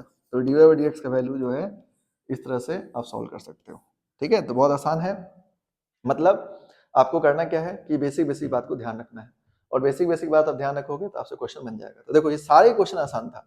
अब इसमें से देखा जाए तो आपको अगर इंटीग्रेशन और डिफरेंशिएशन आता है मान लो, तो आप इस क्वेश्चन को छोड़ सकते हो, लेकिन ये सब क्वेश्चंस भी कोई बहुत ज्यादा डिफिकल्ट नहीं है। लेकिन आपको फिर से बोलेंगे, देखिए हमेशा करेक्ट होने की कोशिश करना है, उलझना नहीं है क्वेश्चंस में, क्योंकि क्वेश्चन उलझोगे तो फिर आपको दिक्कत हो जाएगा, टाइम वेस्ट होगा और फिर आप वहां पर दिक्कत में आ जाओगे। तो आपको क्या है ना कि मार्क्स लाने से मतलब है, ऐसा नहीं है कि भाई क्वेश्चन ऑप्शन दे रखा है आपने, कोई ऐसा तो है नहीं कि ये बनाएगा तो उसको अलग से मार्क्स दिया जाएगा, जो ये नहीं बनाएगा उसको अलग मार्क्स अलग से नहीं दिया जाएगा, तो ऐसा कुछ भी नहीं है। इसीलिए आपको इसमें उलझने की जरूरत नहीं है, ठीक है। जो नंबर ऑफ क्वेश्चंस आपके पास ज्यादा है और बनाने कम है, तो ऐसे ऐसे क्वेश्चन बनाओ जो आपसे बने, ठीक है। और आपको देखते ही पहले चूज कर लिया करो, पहले हमेशा ध्यान रखो जब भी क्वेश्चंस आपको दिया जाए तो आप क्या करो कि बिहार बोर्ड में नंबर ऑफ क्वेश्चन ज्यादा रहता है, तो इसीलिए क्वेश्चंस को सेलेक्ट कर लिया करो पहले ठीक से, कि हम ये क्वेश्चंस को बनाएंगे। पहले जो आप सेलेक्ट करोगे क्वेश्चंस को ठीक से सेलेक्ट कर लोगे, उसके बाद उस क्वेश्चन बनाओगे तो क्या रहेगा, बढ़िया रहेगा। उसमें क्या होता है कि आप आसानी से चीजों को, क्या ना कि आपको पहले से पता रहेगा कि हम ये क्वेश्चंस, आप क्योंकि सिलेक्ट किसको करोगे, जो आपको देखते ही लगेगा कि इजी है, तो ऐसे क्वेश्चंस आप बनाओगे तो आपके लिए बेटर रहेगा। और एक दो क्वेश्चंस लास्ट में अगर रह गया तो आप थोड़ा बहुत अगर कोई डिफिकल्ट क्वेश्चन है उसे भी देख सकते हो, लेकिन थोड़ा सा आपको यहाँ पे क्या ना कि अपना माइंडसेट को स्ट्रांग रख करके चलना है और क्वेश्चन को सिलेक्शन सही से करना है। क्वेश्चन का सिलेक्शन आपका अच्छा रहेगा तो आप बोर्ड में जो है ना आराम से 95 या 100 स्कोर कर लोगे, ठीक है, कोई बहुत बड़ी बात नहीं है। तो चलिए हम लोग देखते हैं नेक्स्ट क्वेश्चंस। अब इसमें जैसे क्वेश्चन नंबर 9 है, देखिए क्वेश्चन नंबर 9 में आपको जो दे रखा है, बोला डी बाई डीएक्स निकालो, डिफरेंशिएशन क्वेश्चन है ये। तो क्वेश्चन नंबर 9 में क्या दिया आपको, 9 नंबर क्वेश्चन बोला गया कि x इक्वल्स टू, यहाँ पर दिया आपको x equals to y into log of x y, ठीक है। और आपसे बोला गया कि बताओ भाई डी बाई डीएक्स का वैल्यू क्या होगा, तो डी बाई डीएक्स आपको निकालना है और ये क्वेश्चन भी आसान है। तो क्या करोगे, आप थोड़ा सा ऑपरेट करना चाहो तो ऑपरेट कर लो, नहीं करना है तब भी कोई दिक्कत नहीं है। यहाँ पे चाहो तो log m इंटू एन लगा सकते हो, log m plus log n हो जाएगा। अगर कोई बच्चा नहीं करना चाहता है तो इसमें परेशान होने की जरूरत नहीं है, आप डायरेक्टली भी कर सकते हो इसको डिफरेंशिएट, लेकिन मेरे हिसाब से कर लेना चाहिए आपको, क्योंकि यहाँ पर थोड़ा बहुत है, मतलब सेपरेट कर लोगे तो अच्छा रहेगा, और नहीं करोगे तो कोई दिक्कत नहीं है। तो डिफरेंशिएट यहाँ पे जो करना है, डिफरेंशिएट, ये आप ध्यान रखना, डिफरेंशिएट जो करोगे, differentiate with respect to x करना है, ठीक है, ये बात ध्यान रखना, differentiate with respect to x, क्योंकि एक्स के रिस्पेक्ट में डिफरेंशिएट करना आपको। तो देखो एक्स का डिफरेंशिएट 1 हो जाएगा। अब यहाँ पे क्या लगाओगे, प्रोडक्ट रूल लगाओगे, तो मान लो y को छोड़ोगे तो log को डिफरेंशिएट करोगे तो कितना हो जाएगा 1 बाय एक्स वाई। अब एक्स वाई को डिफरेंशिएट करोगे तो x का कितना, एक्स वाई का क्या हो जाएगा d y by d x, ठीक है, प्लस y इंटू 1 हो जाएगा, ये मिलेगा आपको। अब यहाँ पे प्लस log एक्स वाई को छोड़ोगे तो y को डिफरेंशिएट करोगे, y का डिफरेंशिएट कितना हो जाएगा d y by d x, तो ये d y by d x आ गया। अब यहाँ पर कैलकुलेशन स्ट्रॉन्ग रखना, देखो एग्जाम में कैलकुलेशंस बहुत मैटर करता है, ये बात अपने दिमाग में फिट रखिए, क्योंकि कैलकुलेशन आपका रॉन्ग हुआ तो फिर आपका क्या होगा, सारा कुछ मतलब क्या दर्द नहीं होता है खराब हो जाना, तो ये चीज हो जाता है आपका, तो वो नहीं करना आपको। अब थोड़ा सा यहाँ पर ध्यान से ब्रैकेट वैकेट लगा करके सॉल्व करना। तो देखो y को छोड़े थे और 1 बाय एक्स वाई हुआ था, फिर एक्स वाई को डिफरेंशिएट किया तो ये y से y कैंसिल हो जाएगा। अब क्या करो, इस 1 बाय एक्स से मल्टीप्लाई करो, तो देखो x d y by d x है और ये x डिवाइड हो जाएगा यहाँ पर, प्लस ऑफ क्या हो जाएगा, ये y बाय एक्स हो जाएगा, plus of log x y into d y by d x हो जाएगा। तो यहाँ पर लिख लो पहले यहाँ पर। अब इसके बाद क्या करो, देखो ये x x कैंसिल हो गया और यहाँ पर 1 है तो y बाय एक्स को इधर ले आओ तो 1 माइनस वाई बाय एक्स आ जाएगा इक्वल्स टू, अब d y by d x common ले लो, तो d y by d x common ले लोगे तो कितना हो जाएगा 1 प्लस लॉग एक्स वाई, ठीक है, ये आ जाएगा आपका। अब इसमें चाहो तो आप थोड़ा सा एलसीएम एलसीएम ले सकते हो, तो यहाँ पर कितना आ जाएगा x minus y divided by x, और ये 1 प्लस लॉग एक्स वाई को डिवाइड कर लो तो 1 प्लस लॉग एक्स वाई, ठीक है। तो ये फाइनली आपका क्या हो जाएगा, डी वाई डी एक्स का वैल्यू आ जाएगा। इसका मतलब d y by d x जो है आपका, d y by d x इसका वैल्यू कितना हो जाएगा, तो d y by d x का जो वैल्यू हो जाएगा x minus y divided by x into 1 plus log x y, log x y, ये इसका आंसर हो गया, ठीक है। तो देखो क्वेश्चंस कोई डिफिकल्ट है नहीं है, मतलब यहाँ पर ये सब क्वेश्चन आसान है, बस करना क्या आपको कि थोड़ा कैलकुलेशन को सही रखना है, ये ब्रैकेट वैकेट पर ध्यान रखना, क्योंकि इसमें जो है ना माइनर गलती हो जाएगा, और गलती क्या है ना एग्जाम के बाद पता चलता है, एग्जाम जब खत्म हो जाता है तब याद आता है कि यहाँ पे ये गलत हो गया। तो थोड़ा सा कैलकुलेशन को शुरू से ही ठीक रखना है आपको, ठीक है, और क्वेश्चन सॉल्व करोगे तो बन जाएगा। तो क्वेश्चन नंबर 9 जो है आप इस तरह से सॉल्व करना, बन जाएगा आपसे क्वेश्चन नंबर 9, ठीक है। तो देखो यहाँ पर इसके बाद हम लोग क्वेश्चन नंबर 10 पर, क्वेश्चन नंबर 10 जो है इसको देख लो, ठीक है। तो यहाँ पर जो है क्वेश्चन नंबर 10 जो है इसको समझ लो कैसे बनेगा।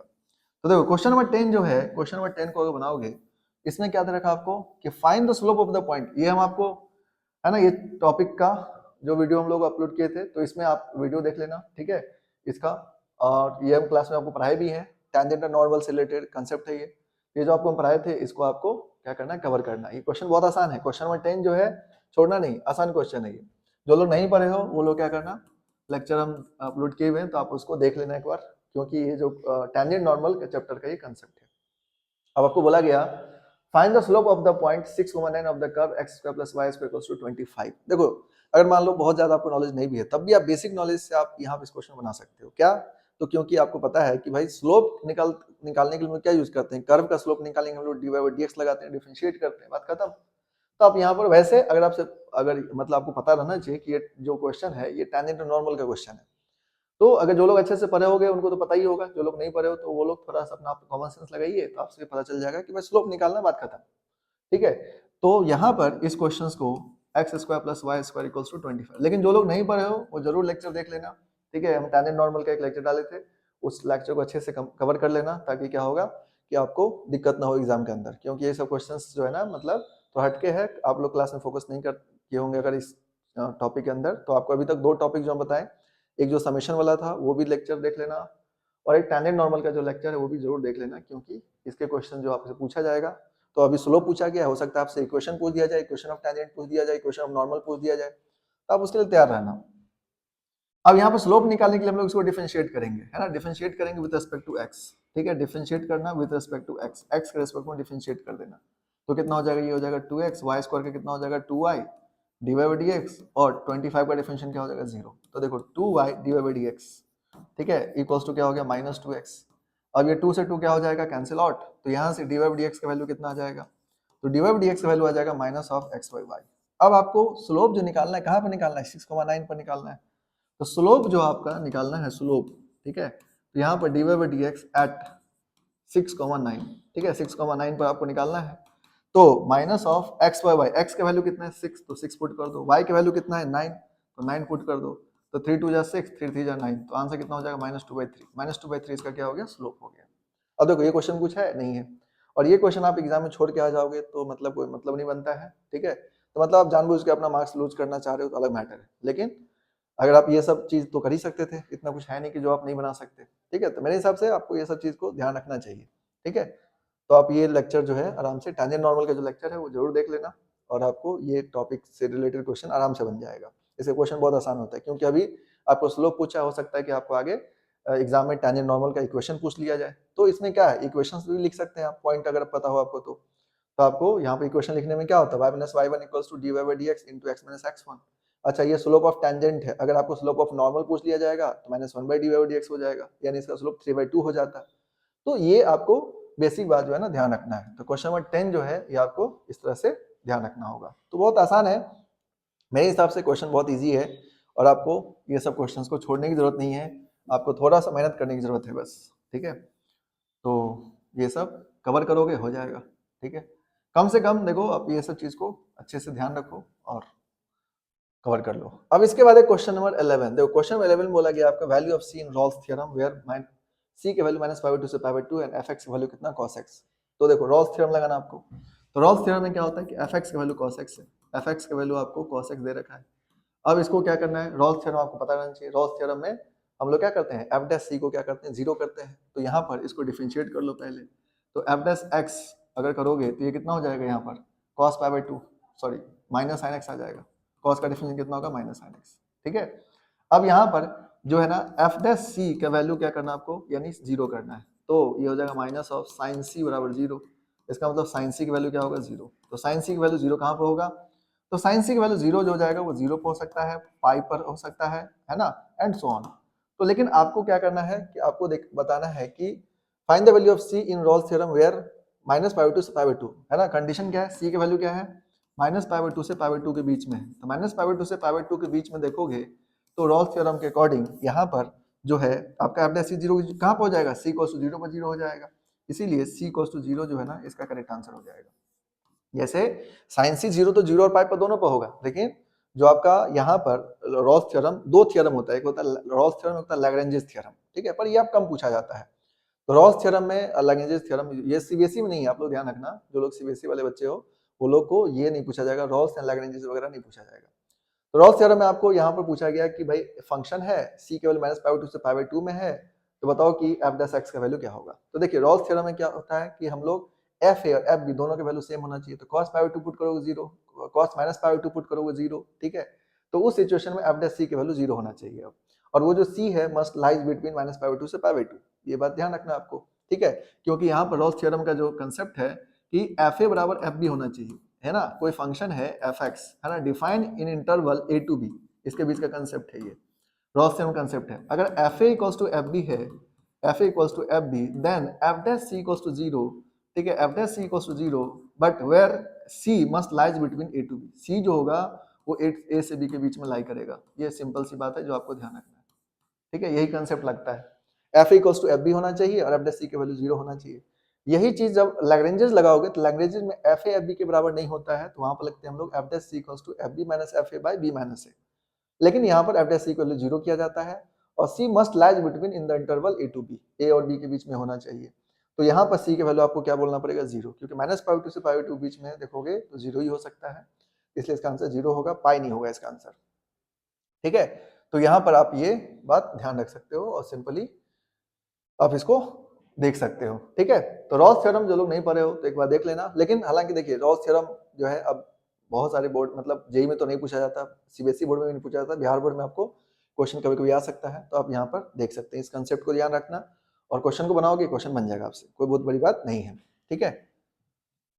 नाउ नेक्स्ट क्वेश्चन पर आते हैं हम लोग। तो क्वेश्चन नंबर 12 जो है 11 जो है इस तरह से आप यहाँ पर सॉल्व कर सकते हो। अब इसके बाद आते हैं क्वेश्चन नंबर 12। तो देखो क्वेश्चन नंबर जो 12 है, क्वेश्चन नंबर 12 में क्या देखा आपको, क्वेश्चन नंबर 12 में दिया है कि भाई x plus y into d x minus d y. देखो x plus y into question number 12 है ये, इसमें दिया है x plus y into d x minus d y, d x minus d y equals to, ये दिया है 3dx plus of 3dy, ये दिया आपको 3dx प्लस 3dy दिया है। अब बोला गया कि इसको सॉल्व करना है, तो देखो इसको क्या करो, मल्टीप्लाई कर लो। तो अगर इसको मल्टीप्लाई करोगे तो यहाँ पर क्या हो जाएगा, x प्लस वाई है तो x plus y into d x, ठीक है, ये आ जाएगा, minus of x plus y into d y, ये आ जाएगा, ठीक है। अब इसमें क्या करो, इक्वल्स टू 3dx है प्लस 3dy, है ना, ये डिफरेंशियल इक्वेशन क्वेश्चन है, ये क्वेश्चन जो है आपका डिफरेंशियल इक्वेशन का क्वेश्चन है। और dx वाले को एक साथ कर लो, dy वाले को एक साथ कर लो, तो dx इधर ले आओ, तो क्या मिलेगा आपको, x plus y minus 3 into d x, ठीक है। और यहाँ पर आ जाएगा आपका, अगर इसको करोगे तो यह आ जाएगा x plus y plus 3 into d y, ठीक है, ये आ जाएगा। अब यहाँ पर क्या करना है आपको, d y by d x लिख लो। तो देखो d y by d x का जो वैल्यू आ जाएगा वो कितना आ जाएगा, ये आ जाएगा आपका यहाँ पर x plus y minus 3 divided by x plus y plus 3, है ना, इसको इधर डिवाइड कर दो, इसको इधर डिवाइड कर लो, तो d y by d x का वैल्यू आ गया। अब आपको इसको क्या करना है, सॉल्व करना है। तो देखिए x plus y minus 3 x plus y plus 3 है। अब इसमें क्या करें, हम लोग डिफरेंशियल इक्वेशंस में 3 प्रोसेस पढ़ते हैं, लीनियर डिफरेंशियल इक्वेशंस, एक होता है आपका वेरिएबल सेपरेबल और एक होता है आपका वेरिएबल रिड्यूसिबल। देखो यहाँ पर वेरिएबल रिड्यूसिबल भी नहीं लग सकता, वेरिएबल सेपरेबल भी नहीं लग सकता, तो क्या करें हम लोग, तो यहाँ पर हम लोग क्या करेंगे, सब्स्टिट्यूशन करेंगे। तो देखिए यहाँ पे क्या करो, ये जो x प्लस वाई है, x प्लस वाई के जगह पर क्या करो, टी पुट कर लो, सिंपल, x प्लस वाई को टी पुट कर लो, है ना, इजिली बन जाएगा। x प्लस वाई को टी पुट कर लोगे तो x का डिफरेंशियल 1 हो गया, y का क्या हो जाएगा, d y by d x, और t का क्या हो जाएगा, d t by d x. ये वाला क्वेश्चन आपको क्लास में बताए थे, इस तरह क्वेश्चन, तो आपको क्या हम बताए थे कि x प्लस वाई जब रहेगा तो यहाँ पर टी पुट कर लेना और सिंपली इसको सॉल्व कर लेना। अब क्या करो, यहाँ से ये जो d y by d x value है अगर देखोगे तो d y by d x value कितना हो जाएगा, तो यह आ जाएगा d t by d x minus 1। अब d y by d x की जगह वैल्यू पुट कर दो, सिंपल, ठीक है, देखो क्वेश्चन बन जाएगा आपसे। अब तो d y by d x की जगह वैल्यू सब्स्टिट्यूट करोगे तो यहाँ पर ये कितना हो जाएगा, d t by d x बराबर d t by d x minus 1 बराबर ये हो जाएगा आपका t minus 3 divided by t plus 3, और ये हो जाएगा आपका इतना आ गया। अब 1 को साइड ले जाओ, तो देखो d t by d x equals to कितना हो जाएगा, t minus 3 by t plus 3 plus 1, ठीक है। अब इसको फर्दर सॉल्व कर लो, ये हो जाएगा t minus 3 plus T plus 3 divided by t plus 3, ठीक है, देखो 3 3 कैंसिल हो गया, तो कितना आ जाएगा आपका 2t divided by t plus 3, ये आ जाएगा। अब यहाँ पर हम लोग सॉल्व कर लेंगे, तो देखो t प्लस 3 बाई 2t को इधर ले आते हैं into d t equals to क्या हो जाएगा dx। अब इसको इंटीग्रेट कर दो, तो इसको सॉल्व कर लो, देखो 1/2 बाहर आ जाएगा, ये क्या हो जाएगा, t से t कैंसिल कर दो, तो 1 plus 3/t into d T और इक्वल्स टू क्या हो गया dx। अब इसको इंटीग्रेट कर लो तो कितना आ जाएगा 1/2, 1 का इंटीग्रेशन क्या होगा t, 3/t का क्या होगा 3 log mod t, और dx का वैल्यू क्या हो जाएगा x प्लस सी, ना टी के वैल्यू सब्स्टिट्यूट कर देना। देखो टी के वैल्यू क्या लिए थे हम लोग, x प्लस वाई सब्स्टिट्यूट कर दो, आंसर आ गया। तो ये क्वेश्चन थोड़ा सा अच्छा क्वेश्चन जरूर है, ठीक है। अगर आप इस सर्विस अभी तक जितना क्वेश्चन किया उसमें सबसे अच्छा क्वेश्चन देखो तो यही है। ये हो जाएगा x plus y in plus of 3 into log mod x plus y, और यहाँ पर हो जाएगा आपका plus equals to x plus, और ये आपका आंसर हो गया, ठीक है। तो मतलब ये क्वेश्चन जो है थोड़ा सा अलग क्वेश्चन जरूर है, ठीक है। तो इसलिए बोले आपको क्वेश्चन को शुरू में क्या करना है, आपको सेलेक्ट करना है क्वेश्चन को। क्वेश्चन सेलेक्ट करेंगे बोर्ड में तो ज्यादा बेटर रहता है कि ये क्वेश्चन को हमको बनाना है। तो आपको जैसे क्वेश्चन देखने से लगेगा थोड़ा सा मतलब कॉम्प्लेक्स है, तो आप इस क्वेश्चन को बाद में रख सकते हो।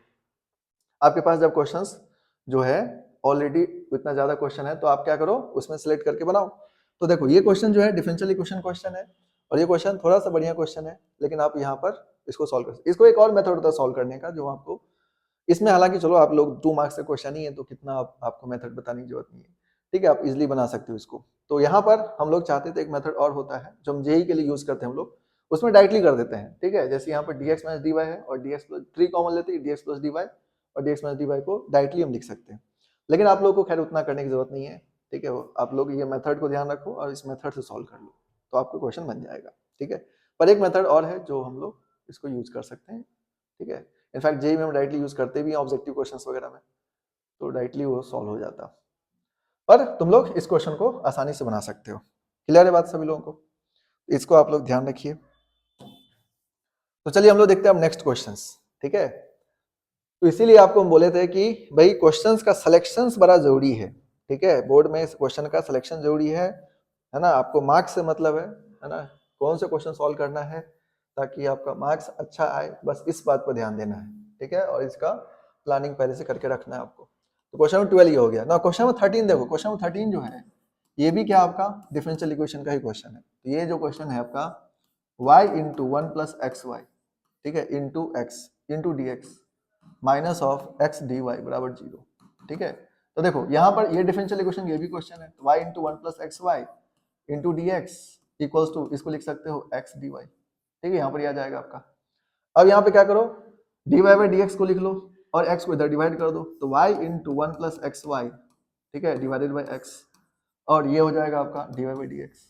नाउ इसको क्या करो, x डिवाइड कर दो, पहले y से मल्टीप्लाई कर लो, तो y plus x y square, ठीक है, और x से डिवाइड कर दो, तो यहाँ पे x से डिवाइड कर लो, equals to dy by d x. अब यहाँ से देखोगे तो ये x क्या हो गया, कैंसिल आउट।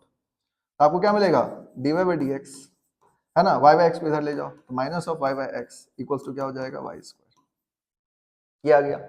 अब यहाँ पर देखोगे तो दिक्कत क्या है, देखो ये जो dy by d x minus y by x है और ये कितना आपका y स्क्वायर है, तो इसमें हम लोग अगर डिफरेंशियल इक्वेशन का ये लीनियर डिफरेंशियल इक्वेशन लगाने की कोशिश करोगे तो उसका फॉर्मेट क्या होता है, ये देखिए उसमें फॉर्मेट होता है कि dy by d x plus p y equals to q हो। तो ये क्यू जो है ना यहाँ पर, ये क्या होना चाहिए आपका, p और q either variable of x होना चाहिए या फिर कांस्टेंट होना चाहिए। तो यहाँ पर देखो इसमें तो आपको दिक्कत नहीं होगा कि भाई माइनस 1 बाई एक्स है तो आप मतलब p के वैल्यू ले लोगे, लेकिन q जो है ना वो y स्क्वायर है, q y स्क्वायर नहीं होना चाहिए क्योंकि फिर आपका गलत हो जाएगा। तो अब आपको क्या करना चाहिए कि किस तरह से सॉल्व करना चाहिए ताकि ये आपको सॉल्व हो जाए। यहाँ पर हम लोग क्या करेंगे कि इसमें हम लोग लगाते हैं, यहाँ पर एक मेथड होता है जो हम लोग इसमें पढ़ते हैं, बर्नौलिस इक्वेशन होता है, उसको हम लोग यूज करते हैं। बर्नौलिस में क्या होता है कि अगर हमारा लीनियर डिफरेंशियल इक्वेशन फॉर्म में नहीं है तो बर्नौलिस लगा सकते हैं। हालांकि आप एक बार चेक कर सकते हो dx बाई dy करके, लेकिन उससे होगा नहीं। तो बर्नौलिस आप यहाँ पर लगा लोगे, बर्नौलिस लगाओगे आपसे क्वेश्चन बन जाएगा। तो करना क्या है, जो y स्क्वायर है इस y स्क्वायर को डिवाइड कर दो, ठीक है, y स्क्वायर डिवाइड कर दो तो ये हो जाएगा 1 by y square into dy by d x, और ये मिलेगा आपको माइनस ऑफ, ये हो जाएगा 1 बाई, यहाँ पर आ जाएगा आपका minus of y by x है तो y by x y square equals to 1, तो एक y से y कैंसिल हो जाएगा और आपको मिल जाएगा यहाँ पर 1 by y square into d y by d x, ठीक है, और minus of 1 by x y equals to 1। अब यहाँ बर्नौलिस में क्या करते हैं हम लोग, 1 बाई वाई को t ले लेते हैं, 1 बाई वाई को t ले लो मान लो, या 1 बाई वाई को t ले लो या माइनस 1 बाई को t ले लो, एक ही बात। अब इसको डिफरेंशिएट कर लो, तो ये हो जाएगा माइनस 1 बाई वाई स्क्वायर, है ना, into d y by d x equals to कितना हो जाएगा आपका d t by d x, ठीक है। अब इसमें क्या करो आप, यहाँ पर 1 by y square into d y by d x को लिख सकते हो, क्या लिख सकते हो, minus of d t by d x, minus of d t by d x लिख सकते हो, ठीक है। ये जो है ना हम लोग क्या लगा रहे हैं, बर्नौलिस लगा रहे हैं। इसका हम लेक्चर आपको लिए हुए हैं, तो इसका लेक्चर जो है आप लोग जो लोग नहीं देखे वो देख लेना, बर्नौलीज इक्वेशंस, ठीक है। तो बर्नौलीज इक्वेशन यहाँ पर हम लोग लगा रहे हैं। अब इसमें क्या करोगे आप, ये जो है ना वैल्यू इसको सब्स्टिट्यूट कर दो, ठीक है, इसको सब्स्टिट्यूट करोगे क्वेश्चन बन जाएगा आपसे। तो यहाँ पर अगर हम लोग बर्नौलीज लगा रहे हैं तो बर्नौलीज में क्या करना आपको, जब भी आपका question linear differential equation form में रहे लेकिन वो आपको लगे कि ये ध्यान देना पी और क्यू वेरिएबल ऑफ, जब dy by x plus p y equals to q हो तो पी और क्यू वेरिएबल ऑफ एक्स या कांस्टेंट होना चाहिए। तो आप फ्लो में ऐसा मत कर देना कि मतलब एकदम से बना के आ जाना, बाद में पता चले गलत हो गया। तो ये थोड़ा ध्यान रखना, ये वाई स्क्वायर है, एक्स स्क्वायर रहता तब दिक्कत नहीं था, ये वाई स्क्वायर है तो ये नहीं लग सकता, इसलिए बर्नौलीज लगाना पड़ा आपको। अब यहाँ पर क्या करो, इस वैल्यू को सब्स्टिट्यूट कर दो इसमें जब सब्स्टिट्यूट करोगे तो इसमें सब्स्टिट्यूट करोगे तो क्या मिलेगा, ये हो जाएगा minus of d t by d x, minus of d t by d x आ गया, minus of 1 by x y है, ठीक है, तो माइनस ऑफ 1 बाई एक्स, ठीक है, और 1 बाई वाई की जगह क्या पुट कर दो, टी इक्वल्स टू कितना हो गया 1। अब यहाँ पर क्या करोगे, D t by d x plus 1 by x into T बराबर कितना हो गया -1। अब ये क्या हो गया कि simple linear differential equation form में आ गया। अब आप क्या कर सकते हो, यहाँ से p की वैल्यू ले सकते हो 1 बाई एक्स, ठीक है, और q की वैल्यू क्या ले सकते हो आप -1। अब इंटीग्रेटिंग फैक्टर निकाल लो, इसका इंटीग्रेटिंग फैक्टर क्या हो गया, e के power integration of 1 by x dx। 1 by x का इंटीग्रेशन क्या होता है, ln x, है ना, तो e के पावर ln x का मतलब, e के पावर ln x का मतलब क्या हो जाएगा, e के power log x base e, तो यहाँ से वैल्यू कितना आ जाएगा, x आ जाएगा। अब इसको सॉल्व कर लो, तो t इंटू, क्योंकि ये जो है ना डिफरेंशियल इक्वेशन t के फॉर्म में, तो t इंटू इंटीग्रेटिंग फैक्टर, इसका फॉर्मूला क्या होता है, t इंटू इंटीग्रेटिंग फैक्टर, तो t इंटू एक्स, है ना, equals to integration of q into -1 into integrating factor into dx plus c, ठीक है। अब ये हो जाएगा t इंटू एक्स बराबर minus of x square by 2 plus c, क्योंकि x का इंटीग्रेशन क्या होता है, एक्स स्क्वायर बाई 2 हो जाता है। अब t की वैल्यू सब्स्टिट्यूट कर दो, देखो t की वैल्यू क्या लिए थे 1 बाई वाई, तो इसका जो फाइनल आंसर हो जाएगा वो कितना हो जाएगा आपका, यहाँ पर अगर देखोगे तो 1 बाई वाई यानी x by y equals to minus of x square by 2 plus, और ये इसका फाइनल आंसर हो जाएगा, ठीक है। तो ये डिफरेंशियल इक्वेशन दोनों क्वेश्चन बढ़िया हैं जो आप यहाँ पर ध्यान रख सकते हो। देखो बर्नौलीज यहाँ पर लगाया गया, तो बर्नौलीज जो है ना आपको जो हम लेक्चर लिए हुए हैं आप इसको जरूर देख लेना, क्योंकि बर्नौलीज इक्वेशन बड़ा इंपॉर्टेंट है, स्पेशली जो लोग आपको बोर्ड देना हो, चाहे किसी बोर्ड में हो, चाहे सीबीएसई बोर्ड हो, चाहे जेई हो, जेई के लिए हो, चाहे आपका बिहार बोर्ड हो, आप तीनों बोर्ड के लिए आपके लिए बर्नौलीज इक्वेशन बहुत इंपॉर्टेंट है, क्योंकि लीनियर डिफरेंशियल इक्वेशन आपको अगर सिलेबस में है तो बर्नौलीज का रिलेट करके क्वेश्चन पूछा जाएगा आपको, और अगर यहाँ पर आकर आप फंस जाएंगे क्वेश्चंस में अगर आपको बर्नौलीज नहीं जानते हो तो, जबकि इसका कंसेप्ट बहुत ईजी है। तो इसका हम लेक्चर लिए हुए हैं, आप आराम से उसको देख लो एक बार, ठीक से पूरा अच्छे से देख लोगे आपको कंसेप्ट क्लियर हो जाएगा। तो बर्नौलीज इक्वेशन हम कई बार बोले आपको बहुत इंपॉर्टेंट होता है डिफरेंशियल इक्वेशन सॉल्व करने के लिए, तो आपको क्या करना है कि बर्नौलीज इक्वेशन के ऊपर फोकस करना है, ठीक है, और इस क्वेश्चन को सॉल्व करोगे तो आपका आसानी से सॉल्व हो जाएगा। तो आप यहाँ पर एक बार देख सकते हो कि किस तरह से सॉल्व किया गया है। तो यहाँ पर क्या किया हम लोग कि देखिए dy by d x minus y by x equals to y square हुआ। अब दिक्कत यहाँ पर क्या आ गया कि p तो 1 बाई एक्स हो जाता या -1 बाई एक्स हो जाता, लेकिन यहाँ पर y भी ठीक था, लेकिन ये जो q है ये वाई स्क्वायर आ गया। तो अगर आपको कभी भी ध्यान रखना है कि अगर आपका differential equation dy by d x plus p y equals to q के फॉर्म में है, तो ये p और q, p एंड q जो होगा वो वेरिएबल ऑफ x या कांस्टेंट होना चाहिए। अगर ऐसा नहीं हुआ तो आप इसके ऊपर चले जाना, बर्नौलीज के ऊपर, ठीक है। अब बर्नौलीज में क्या करते हैं, ये जो पार्ट है इसको डिवाइड कर दो, और इसके बाद क्या करो आप यहाँ पर जो x का कोफिशिएंट यानी 1 बाई एक्स या जो भी रहेगा यहाँ पर उसका कोफिशिएंट जो रहेगा y के फॉर्म में, उसको t ले लेना और सिंपली सॉल्व करोगे आ जाएगा। ये कंप्लीट लेक्चर आप एक बार देख ही लेना, ठीक है, जो हम ऑलरेडी अपलोड किए हुए हैं, तो आप एक बार देख लोगे तो आपके लिए बेनिफिशियल रहेगा, ठीक है। तो देखिए ये सब क्वेश्चन है जो आपको यहाँ पर ध्यान देने की जरूरत है। ये बढ़िया क्वेश्चन है, ये बहुत ज्यादा अच्छा क्वेश्चन है, 2 मार्क्स के हिसाब से देखा जाए तो काफी अच्छा क्वेश्चन है, तो आपको यहाँ पर इस तरह से ध्यान रखना है, ठीक है। तो ये सब क्वेश्चंस को जो है प्रैक्टिस करके रखिए, इसलिए बोले ना कि आपको सारा चीज आना चाहिए। 95 टू 100 का मतलब ही है कि आपके पास मैथ्स का कंप्लीट नॉलेज होना जरूरी है, ठीक है, तो 100 मार्क्स आपका आसानी से आ जाएगा। और 100 मार्क्स बोर्ड में आपको लाना भी चाहिए, क्योंकि बोर्ड में 100 मार्क्स लाना जो है आपका क्या है, एक कर्म और धर्म दोनों बनता है, तो आपको बोर्ड में 100 मार्क्स आना चाहिए, और जेई में आपका 99 परसेंटाइल कम से कम आना चाहिए, ठीक है। तो ये दोनों चीज आपको करना चाहिए, ठीक है। तो देखो क्वेश्चन नंबर 13 जो है ये आपका इस तरह से बन जाएगा। तो दोनों क्वेश्चन बढ़िया क्वेश्चन है, ये दोनों क्वेश्चन को आप जरूर प्रैक्टिस करना ध्यान से, क्योंकि दोनों क्वेश्चन अच्छा है थोड़ा। ना क्वेश्चन नंबर 14 पे आ जाते हैं। 14 नंबर जो क्वेश्चन है इसमें क्या बोला गया आपको कि f map n to n onto surjective then where f x equals to is the function surjective, है ना। तो ये क्वेश्चन तो बहुत आसान है, इसमें सर्जेक्टिव पूछा क्या सर्जेक्टिव है कि नहीं है, ठीक है। तो देखिए एफ एक्स का वैल्यू कितना दिया आपको 2x प्लस 3। अब इसमें मेन बात जो है ना, आपको फंक्शन जो दिया है वो एन टू एन दिया है, एन टू एन, ठीक है, एन टू एन में, यानी डोमेन नेचुरल नंबर है, कोड में नेचुरल नंबर है। तो देखिए आपको क्या ध्यान रखना है, ऑन टू फंक्शंस के लिए आपको हमेशा ध्यान रखना है कि अगर ऑन टू फंक्शन या सर्जेक्टिव आपको बोला गया है, ठीक है, कई बार ऑन टू को ऑन टू ना लिख करके सीधे सर्जेक्टिव लिख देगा, तो आप ध्यान रखना सर्जेक्टिव फंक्शन मतलब ऑन टू फंक्शन। तो यहाँ पर क्या ध्यान रखना आपको कि रेंज और कोडमेन सेम होना चाहिए, अगर रेंज कोडमेन सेम है तो सर्जेक्टिव होगा या ऑन टू होगा, नहीं तो ऑन टू नहीं होगा। ये जो n है ये इसका क्या होता है, कोडमेन होता है, इसी को हम लोग बोलते हैं कोडमेन। अगर रेंज भी उतना ही आ गया तो हम लोग बोलेंगे कि भाई यहाँ पर फंक्शन जो है आपका ऑन टू फंक्शन है, नहीं तो ये ऑन टू फंक्शन नहीं है, सीधी बात है, इतना आपको दिमाग लगाने की जरूरत नहीं है। अब बात आ जाते हैं हम लोग कि ये है कि नहीं, ये चेक करना आपको, तो बहुत सिंपल है। देखो फंक्शन जो है ना 2x प्लस 3 है, तो y मान लो y equals to 2x plus 3, ठीक है। तो यहाँ से y की वैल्यू 2x प्लस 3 है। अब इसमें तुमको देखो यहाँ पर सिंपली डोमेन ले लो, ठीक है। देखो इसका जो डोमेन है, यानी ये भी नेचुरल नंबर है और ये भी नेचुरल नंबर है, आप 2-3 नंबर लेके चेक कर लो, 1 2 3 4 5, ठीक है।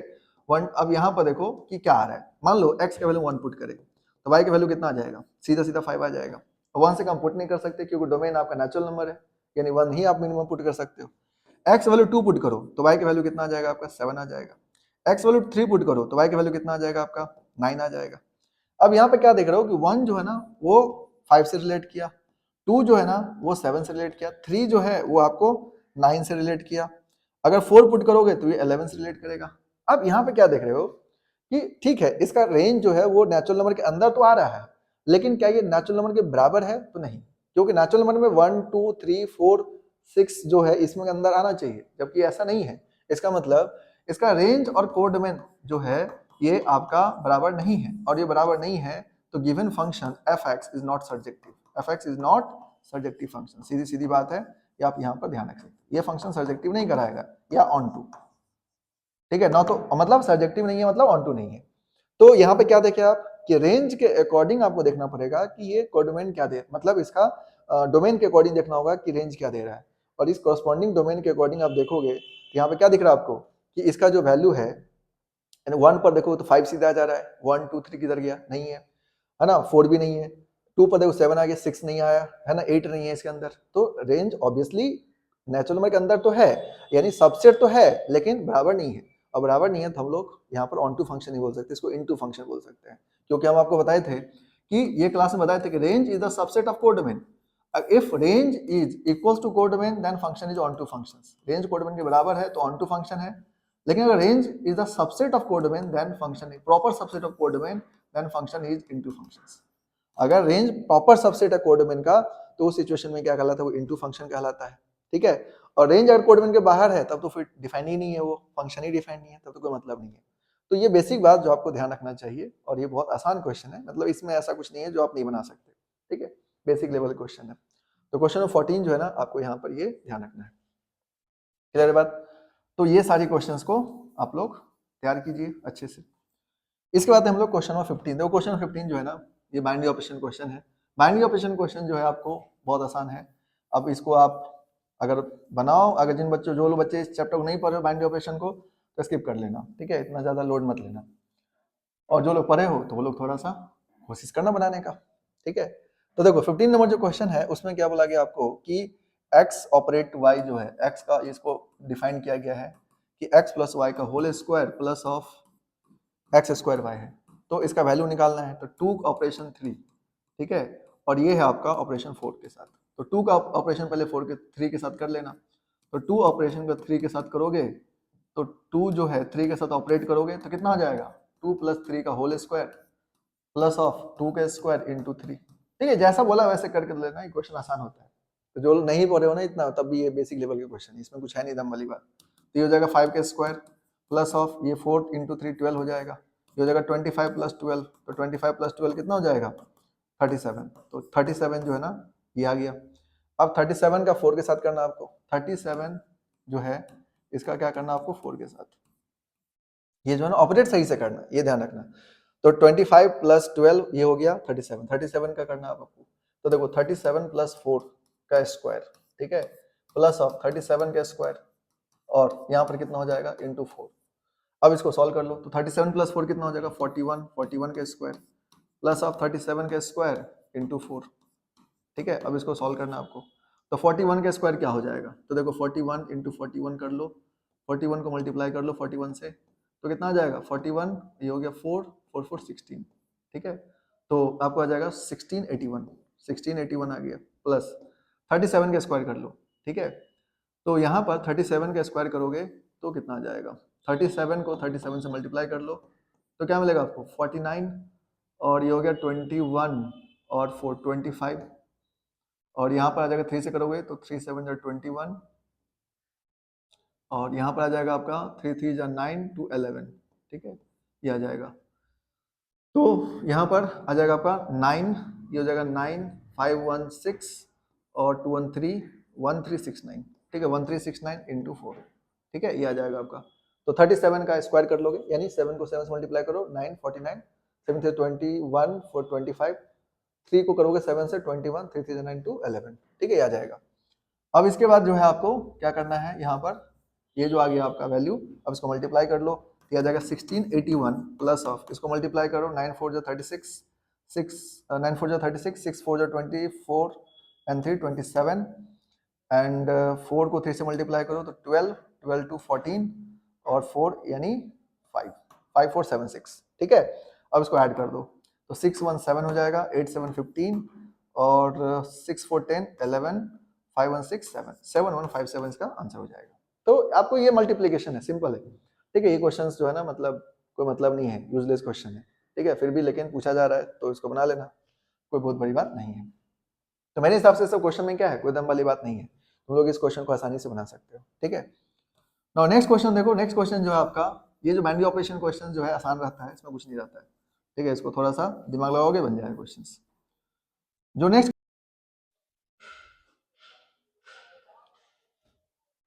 तो देखो क्वेश्चन नंबर 17 जो है आपको, इसमें बोला है कि 2 sin इनवर्स x का value sin inverse of 2x root under x1 x square होगा, प्रूफ करो। ठीक है, तो क्वेश्चन नंबर 17 कैसे सॉल्व करोगे, तो देखो 2 sin इनवर्स x जो है यहाँ पर किसके इक्वल है, sin inverse of 2x root under 1 x square के इक्वल है। तो ये आराम से प्रूव कर सकते हो, कोई बहुत बड़ी बात नहीं है। तो क्या करो, यहाँ पर आरएचएस से सॉल्व कर लो। आरएचएस में कितना दिया आपको, sin inverse of 2x into root under 1 x square. अब क्या करो, यहाँ पर x के जगह पर क्या करो, थीटा कॉस, कॉस या साइन कुछ भी पुट कर सकते हो, साइन पुट कर लो, sine theta, x sine theta put कर लो, तो साइन इनवर्स ऑफ कितना हो जाएगा, ये हो जाएगा 2 sin theta into root under 1 sine square theta. ठीक है, ये आ जाएगा। अब इसको फर्दर सॉल्व करो, तो ये हो जाएगा sine inverse of 2 sin theta root under 1 sine square का वैल्यू कितना हो जाएगा, कॉस थीटा। और ये बात आप लोग पढ़े हो, 2 sin theta into cos theta किसके इक्वल होता है, साइन 2 थीटा के इक्वल होता है। तो ये हो जाएगा sine inverse of sine 2 theta, और साइन इनवर्स ऑफ साइन किसके इक्वल होता है, 2 थीटा के इक्वल होता है। और अगर x का वैल्यू साइन थीटा है तो थीटा का वैल्यू कितना हो जाएगा, साइन इनवर्स x। तो इसका मतलब ये किसके इक्वल हो जाएगा, 2 साइन इनवर्स x। और यहाँ से आ गया आपका LHS, और आप यहाँ पर प्रूफ हो गया। ठीक है, तो मतलब आसान क्वेश्चन है ये सब। क्वेश्चन में जो सब्स्टिट्यूशन बताए थे ना क्लास में, उसको ध्यान रखो, बस आपको बोले थे कि सब्स्टिट्यूट कर लेना, ठीक से बन जाएगा। तो इसमें कोई दिक्कत वाली बात नहीं है, मेरे हिसाब से ये क्वेश्चन आसान है और ये क्वेश्चन आप आसानी से बना सकते हो। तो क्वेश्चन नंबर 17 जो है ना, काफी इजी क्वेश्चन है, तो आप यहाँ पर देख सकते हो किस तरह से इस क्वेश्चन को सॉल्व करना है। ठीक है, अब आते हैं हम लोग क्वेश्चन नंबर 18 पर। तो क्वेश्चन 18 जो है, इसको देखो कैसे सॉल्व करोगे। तो देखो क्वेश्चन नंबर 18 में क्या है कि आपको दे रखा है डिटरमिनेंट। अब ये तो बच्चा वाला क्वेश्चन हो गया, ये क्वेश्चन 1 मार्क्स में पूछ देता है, 2 मार्क्स में पूछ देता है। तो देखो क्वेश्चन नंबर जो 18 है, ये क्वेश्चन क्या है आपका, ठीक है, तो बच्चा वाला क्वेश्चन है। हालांकि तुम लोग भी बच्चे ही हो, ऐसा सोच रहे हो, पर ऐसा बिल्कुल नहीं है। ठीक है, तुम लोग बच्चे नहीं रहे, समझा रहा बात। तो अब 12 पास होने वाले हो, तो बच्चे तो बिल्कुल नहीं हो। तो मतलब ये सब क्वेश्चन तुम लोग से पूछा जा सकता है। ठीक है, ऐसा मत बोलना कि बहुत हार्ड क्वेश्चन पूछ दिया। ये सब क्वेश्चन क्या है, बहुत ज्यादा किड सेक्शन वाला क्वेश्चन ये। अब इसको क्या करना है, डिटरमिनेंट का आपको x का वैल्यू निकालना है। तो x का वैल्यू निकाल दो सॉल्व करने के लिए। तो क्या करोगे, मल्टीप्लाई कर लो, ये हो जाएगा 2x स्क्वायर माइनस ऑफ 8 बराबर 0। तो यहाँ से 2x स्क्वायर के बराबर कितना हो जाएगा 8, तो 2 से कैंसिल कर दो, तो x स्क्वायर का वैल्यू कितना हो जाएगा 4। तो x वैल्यू क्या हो जाएगा प्लस माइनस 2, तो प्लस माइनस 2 इसका आंसर हो जाएगा, सिंपल। ठीक है, तो ये क्वेश्चन आपका 18 नंबर जो क्वेश्चन है वो जरूरत से ज्यादा इजी क्वेश्चन है। ठीक है, तो कोई कोई क्वेश्चन तो इजी भी दे रखा है ना, तो इसलिए बोले क्वेश्चन को सिलेक्शन कर लिया करना। क्वेश्चन का देखो आप ऐसे क्वेश्चन सिलेक्ट कर लेना, बन जाएगा, क्योंकि आपको तो ज्यादा क्वेश्चन बनाना नहीं है। तो आसानी से बन जाएगा। ठीक है ना, क्वेश्चन नंबर 18 हो गया। इसके बाद 19 नंबर क्वेश्चन देखो। 19 नंबर क्वेश्चन जो है ना, वो खुद चीख चीख के कह रहा है कि भाई हम जो है ना सॉल्व होने के लिए तैयार है, मतलब आसानी सॉल्व होने के लिए तैयार है, सॉल्व होने के लिए तैयार है ही आसानी से। यहाँ पर अगर तुम ध्यान से देखो, ये 16 क्या है, 9 और 7 का वैल्यू 16 है, 16 और 7 का वैल्यू 23 है, 19 12 का वैल्यू 32 है, यानी इसका आंसर 0 होगा। अब देखो कैसे, तो ये फॉर्मेलिटी के इधर देख लो, 16, 23 और 32। ठीक है, अब यहाँ पर है 9, 16 और ये है 19, और ये है आपका 7, 7 और ये है 12। अब देखो इसको स्प्लिट कर देना। ठीक है, क्योंकि तुम्हें 2 मार्क्स चाहिए, ऑब्जेक्टिव में रहता है सीधे आंसर 0 कर देना। ठीक है, क्योंकि ये दोनों का सम है, और स्प्लिट कर लेना तो क्या हो जाएगा, ये इसको लिख सकते हो 9 + 7, ये हो जाएगा 16 + 7, और ये हो जाएगा आपका, यहाँ पर देखोगे तो कितना आ जाएगा आपका 19 + 12। ठीक है, अब इसको 9, 16, 19, ये हो जाएगा 7, 7, 12, और उसको दो पार्ट में स्प्लिट कर लो, तो ये कितना हो जाएगा 9, 16, 19, ये हो जाएगा 9, 16, 19, ये हो जाएगा 7, 7, 12। ठीक है, प्लस अब यहाँ पर देखो तो कितना हो जाएगा 7, 7, 12, ये हो जाएगा 9, 6, 19, 9, 16, 19 है, और हो जाएगा 7, 7, 12। तो देखो इसका ये दोनों सेम है तो इसलिए वैल्यू 0 होगा, इसका ये दोनों सेम है तो वैल्यू 0 हो जाएगा, यानी 0 + 0 आंसर क्या हो जाएगा 0। ठीक है, इसलिए बोले थे ये क्वेश्चंस खुद ही बोल रहा है कि हम सॉल्व हो चुके हैं। तो ये तुम यहाँ पर इस तरह क्वेश्चंस को छोड़ना नहीं और क्वेश्चन को ध्यान से सॉल्व कर लेना। देखो इस क्वेश्चन का सिलेक्शन देख रहे हो ना, ये चीज ऑब्जर्व करो कि क्वेश्चन का सिलेक्शन इंपॉर्टेंट है। कोई कोई क्वेश्चन जैसे डिफरेंशियल क्वेश्चन है, अब उसमें उलझना नहीं। ठीक है, मान लो नहीं पढ़े हो तो अब पढ़ लेते तो बेटर रहता, लेकिन नहीं पढ़े हो तो अब एग्जाम के अंदर ज्यादा एक्सपेरिमेंट मत करो। क्या करो कि मार्क्स लाइन से मतलब है, 95 कैसे आएगा, 100 कैसे आएगा, ये सोचना है।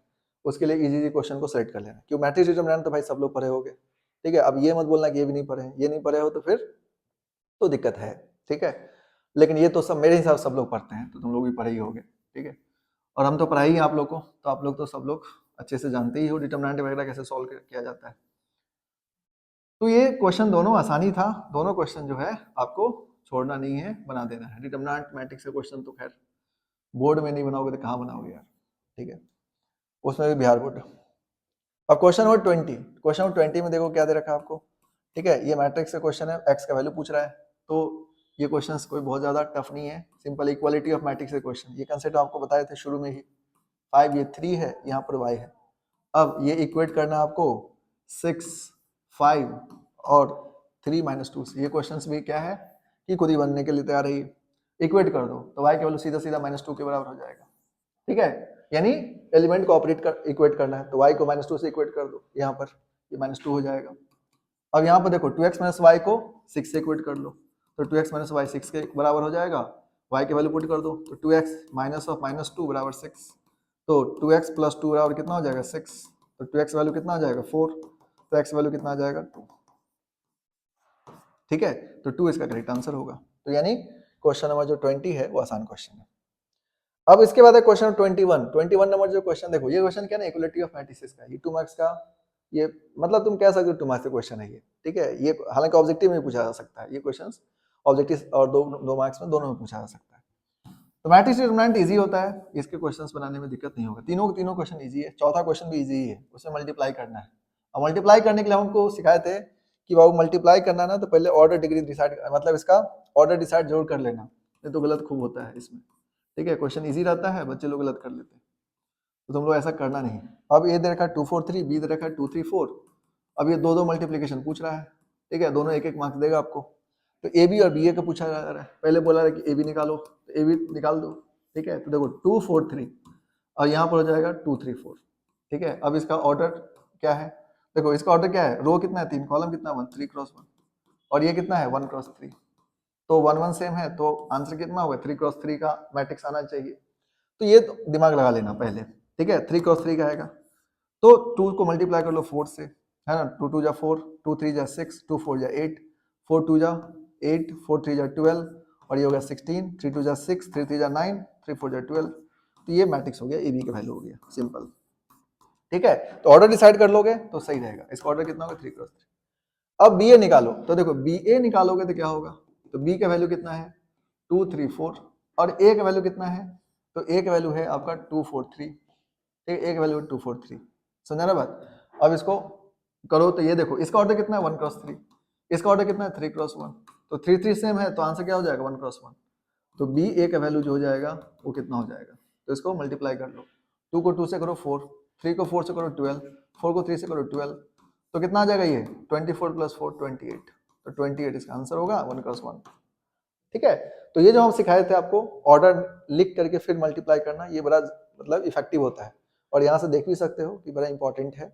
यहाँ पर मल्टीप्लाई करने के लिए दोनों का सेम होना जरूरी है, और जो आपका बाहर वाला है ये दोनों आउटपुट होता है। ठीक है, तो ये सिंपल सी बात है, ध्यान रखना है। दो मैट्रिक्स को मल्टीप्लाई होने की कंडीशन क्या बताए थे कि फर्स्ट मैट्रिक्स का कॉलम सेकंड मैट्रिक्स का रो सेम होना चाहिए, तो आपका मल्टीप्लिकेशन होगा, नहीं तो मल्टीप्लिकेशन होगा भी नहीं। ठीक है, तो यहाँ पर मल्टीप्लिकेशन आसान है मेरे हिसाब से, क्वेश्चंस ये के यहाँ पर देखोगे तो ये सारे क्वेश्चन अभी तक इजी है। ठीक है, तो इस तरह से ध्यान रख सकते हो। तो चलो नेक्स्ट देखते हैं हम लोग क्वेश्चंस। इसके बाद जो क्वेश्चन आपका वो है 22 नंबर। देखो 22 नंबर क्वेश्चन में क्या है, तो 22 नंबर जो क्वेश्चन आपको इसमें क्या बोला गया है, देख लो भाई। 22 नंबर क्वेश्चन दिया है कि a cross i dot a cross i है। ठीक है, क्वेश्चन नंबर 22 में बोला गया है, ये वेक्टर क्वेश्चन है, a क्रॉस i। ठीक है, a cross i dot a cross i। ठीक है, a क्रॉस i है ना। यहां पूछा जा रहा है इसका सिंप्लीफाई करना है, a is vector a is perpendicular to i। ठीक है, परपेंडिकुलर टू i, और मैग्नीट्यूड ऑफ a का वैल्यू 1 है। ठीक है, अब यहाँ पर देखो a cross i dot a cross है, तो एक कंसेप्ट आपको ध्यान रखना है जो आपको बताए थे वेक्टर में कि अगर a डॉट a रहे तो a स्क्वायर हो जाता है, या मैग्नीट्यूड ऑफ a का स्क्वायर हो जाता है। ठीक है, ये कंसेप्ट लगा लो। तो ये दोनों तो सेम है ना, तो यहाँ पर दोनों सेम है, तो यहाँ पे क्या हो जाएगा कि a क्रॉस i का मैग्नीट्यूड का स्क्वायर। अब a क्रॉस i को क्या लिखोगे, magnitude of a into magnitude of i, है ना, इंटू क्या होगा साइन थीटा, इसका स्क्वायर। अब यहां पर देखो, ध्यान से देखो, a is perpendicular to i, अगर a परपेंडिकुलर टू i है इसका मतलब दोनों बीच का एंगल कितना है 90 डिग्री, थीटा कितना है 90 डिग्री, ये इसलिए दे रखा था आपको, वैल्यू पुट कर दो। तो देखो मैग्नीट्यूड ऑफ a का वैल्यू कितना है 1, क्योंकि वो दे रखा है आपको 1, और i क्या यूनिट वेक्टर है, इसका मैग्नीट्यूड वैसे भी 1 हो जाएगा, तो 1, और साइन 90 डिग्री, तो साइन 90 का वैल्यू 1 ही होता है, स्क्वायर कर दो, तो 1 इंटू 1 इंटू 1 इंटू 1 का स्क्वायर, तो आंसर कितना होगा 1 इसका करेक्ट आंसर होगा। ठीक है, अब देखो ये क्वेश्चन क्या है, इजी है, मतलब बेसिक कंसेप्ट जो हम बताए थे उसको ध्यान रखे हुए जो लोग, उसको बनाने में दिक्कत नहीं आएगा, तो बहुत आसान क्वेश्चन है, मतलब इजीली बना सकते हो। तो यहाँ पर देखो क्वेश्चंस का लेवल जो है ना नॉर्मल है, कोई भी क्वेश्चन बीच बीच में है जो थोड़ा ढंग का है, लेकिन यहाँ पर मैक्सिमम क्वेश्चन जो आपका वो बिलो नॉर्मल क्वेश्चन है, जो आप आसानी से बना सकते हो। तो ये सारे क्वेश्चंस को यहाँ पर आप ध्यान रख सकते हो। तो चलते हैं हम लोग नेक्स्ट क्वेश्चन की तरफ। अब इसमें जो क्वेश्चन है आपका, जैसे देखो ये भी वेक्टर क्वेश्चन है, 23 नंबर क्वेश्चन में दिया आपको कि दो वेक्टर है, इसका मैग्नीट्यूड पूछा जा रहा है कि ए बी का मैग्नीट्यूड क्या होगा। ठीक है, तो देखो भाई वेक्टर ए दे दिया है, वेक्टर ए दे दिया कितना 2i + 3j - k। ठीक है, और वेक्टर बी दे दिया, वेक्टर बी दे दिया गया है, कितना दे दिया गया है i + 2j, i + 2j। ठीक है, और ये दे दिया आपको प्लस ऑफ 3k। तो पूछा जा रहा है कि मैग्नीट्यूड ऑफ a - b क्या होगा, तो a - b पहले सब्ट्रैक्ट कर लो। ठीक है, a - b को सब्ट्रैक्ट करो तो कितना हो जाएगा i, और ये हो जाएगा +j, और ये हो जाएगा -4k। ठीक है, आ जाएगा, इसका मैग्नीट्यूड निकाल दो, इसमें कौन सी बड़ी बात। तो 1 + 1 + 16, तो 4 का स्क्वायर कितना होगा 16 हो जाएगा, तो कितना हो गया √18, यानी 3√2 हो जाएगा इसका वैल्यू, सिंपल। ठीक है, तो a - b करना था, 2 में से i में से आई गया तो i, 3j में से 2j जाएगा तो कितना आ जाएगा j आ जाएगा, और -k और -3k कितना -4k, इसका मैग्नीट्यूड, तो i का कोएफिशिएंट कितना है 1, j का कोएफिशिएंट कितना है 1, k का कोएफिशिएंट -4, तो -4 का स्क्वायर 16, तो 18 आ गया, 18 को लिखोगे 3√2 आंसर हो गया। तो क्वेश्चन नंबर 23 जो आपका इस तरह से बन जाएगा। अब क्वेश्चन नंबर 24 में देखो, क्वेश्चन नंबर 24 जो है, पहले इसको ध्यान रखो, ये इजी क्वेश्चन था। अब देखो 24 नंबर जो क्वेश्चन है उसको देख लो। 24 नंबर क्वेश्चन में क्या दिया है आपको, इसमें बोला गया है कि भाई यहाँ पर क्या बोला गया है कि a + b + c की वैल्यू 0 है। क्वेश्चन नंबर 24 में बोला गया कि a + b + c की वैल्यू 0 है, a + b + c 0 है, मैग्नीट्यूड ऑफ a जो है वो 3 है, मैग्नीट्यूड ऑफ b जो है वो 4 है, मैग्नीट्यूड ऑफ c जो है, मैग्नीट्यूड b 4 है, मैग्नीट्यूड ऑफ c जो है वो 5 है। तो पूछा जा रहा है कि a डॉट b का वैल्यू बताओ। ठीक है, b डॉट c का वैल्यू बताओ। ठीक है, और c डॉट a का वैल्यू बताओ। ठीक है, तो इसको दो मेथड से कर सकते हो, हालांकि यहाँ पर आपको एंगल वैंगल पूछा नहीं है, तो आप थोड़ा डायरेक्टली कर सकते हो। यहाँ पे a plus b plus c का वैल्यू पूछा है, तो यहाँ पे क्या करना, मतलब 0 दे रखा है, तो इसको सॉल्व करने के लिए सिंपली यहाँ पर, क्योंकि ये तीनों का वैल्यू चाहिए और ABC दे ही रखा है, तो इसको, क्योंकि 2 मार्क्स का एक क्वेश्चन ही है तो इसमें ज़्यादा दिमाग लगाने की जरूरत नहीं है, ठीक है। इसका क्या करना है, स्क्वायरिंग वो सेट कर दो, स्क्वायरिंग वो सेट कर दोगे, बस बन जाएगा क्वेश्चन। अब आपको a plus b plus c का होल स्क्वायर का वैल्यू पता रहना चाहिए, तो ये क्या हो जाएगा, मैग्नीट्यूड ऑफ a का square plus magnitude of b का स्क्वायर, ठीक है, प्लस मैग्नीट्यूड ऑफ c का स्क्वायर, ये आ जाएगा, plus 2 into magnitude of a dot b, ठीक है, यानी ये आ जाएगा आपका 2 of a dot b plus of 2 of b dot c plus 2 of c dot a, ठीक है।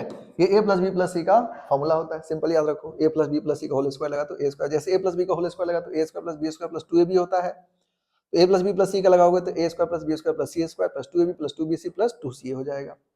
अब ये किसके इक्वल है, 0 के इक्वल है, तो यहाँ पर 0 लिख दो।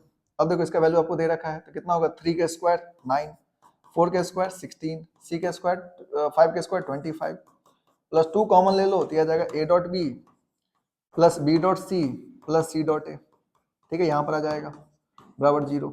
तो देखो इसको ऐड कर लो, तो 25 प्लस 25 कितना हो जाएगा, 50, तो ये आ जाएगा 2 into a dot b plus b dot c plus c dot a, इसका वैल्यू किसके इक्वल हो जाएगा, -50 के इक्वल हो जाएगा।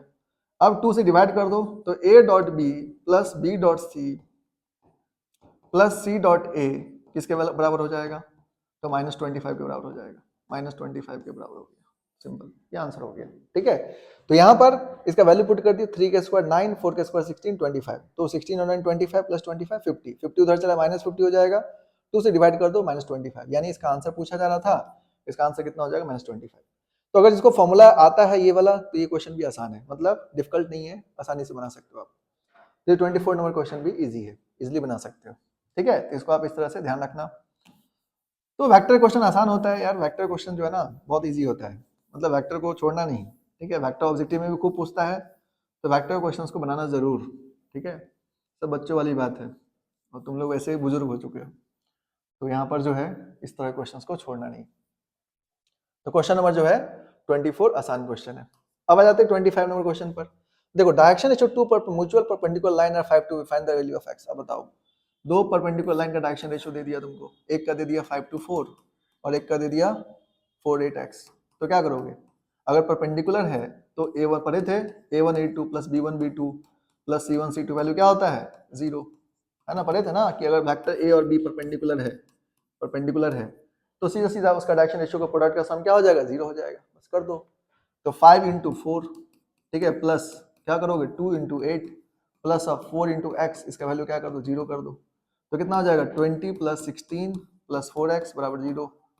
तो देखो 20 प्लस 16 कितना हो जाएगा 36, तो 4x का वैल्यू कितना हो जाएगा 20 प्लस हाँ -36, तो x वैल्यू कितना हो जाएगा -9, ये आंसर हो गया, सिंपल, ठीक है। तो इसका आंसर कितना हो जाएगा, x equals to -9, x equals to -9 ये पूछ रहा था, 5 to 4 दिया, यहाँ पर ध्यान रखना कॉरस्पॉन्डिंग मल्टीप्लाई करना, a1 को a2 से, b1 को b2 से, c1 को c2 से, ये उल्टा उल्टा मत कर देना नहीं तो गलत हो जाएगा, ठीक है, ये बात को ध्यान रखना। बाकी ये क्वेश्चन आसान है, तो क्वेश्चन नंबर 25 जो है ना आसान क्वेश्चन है।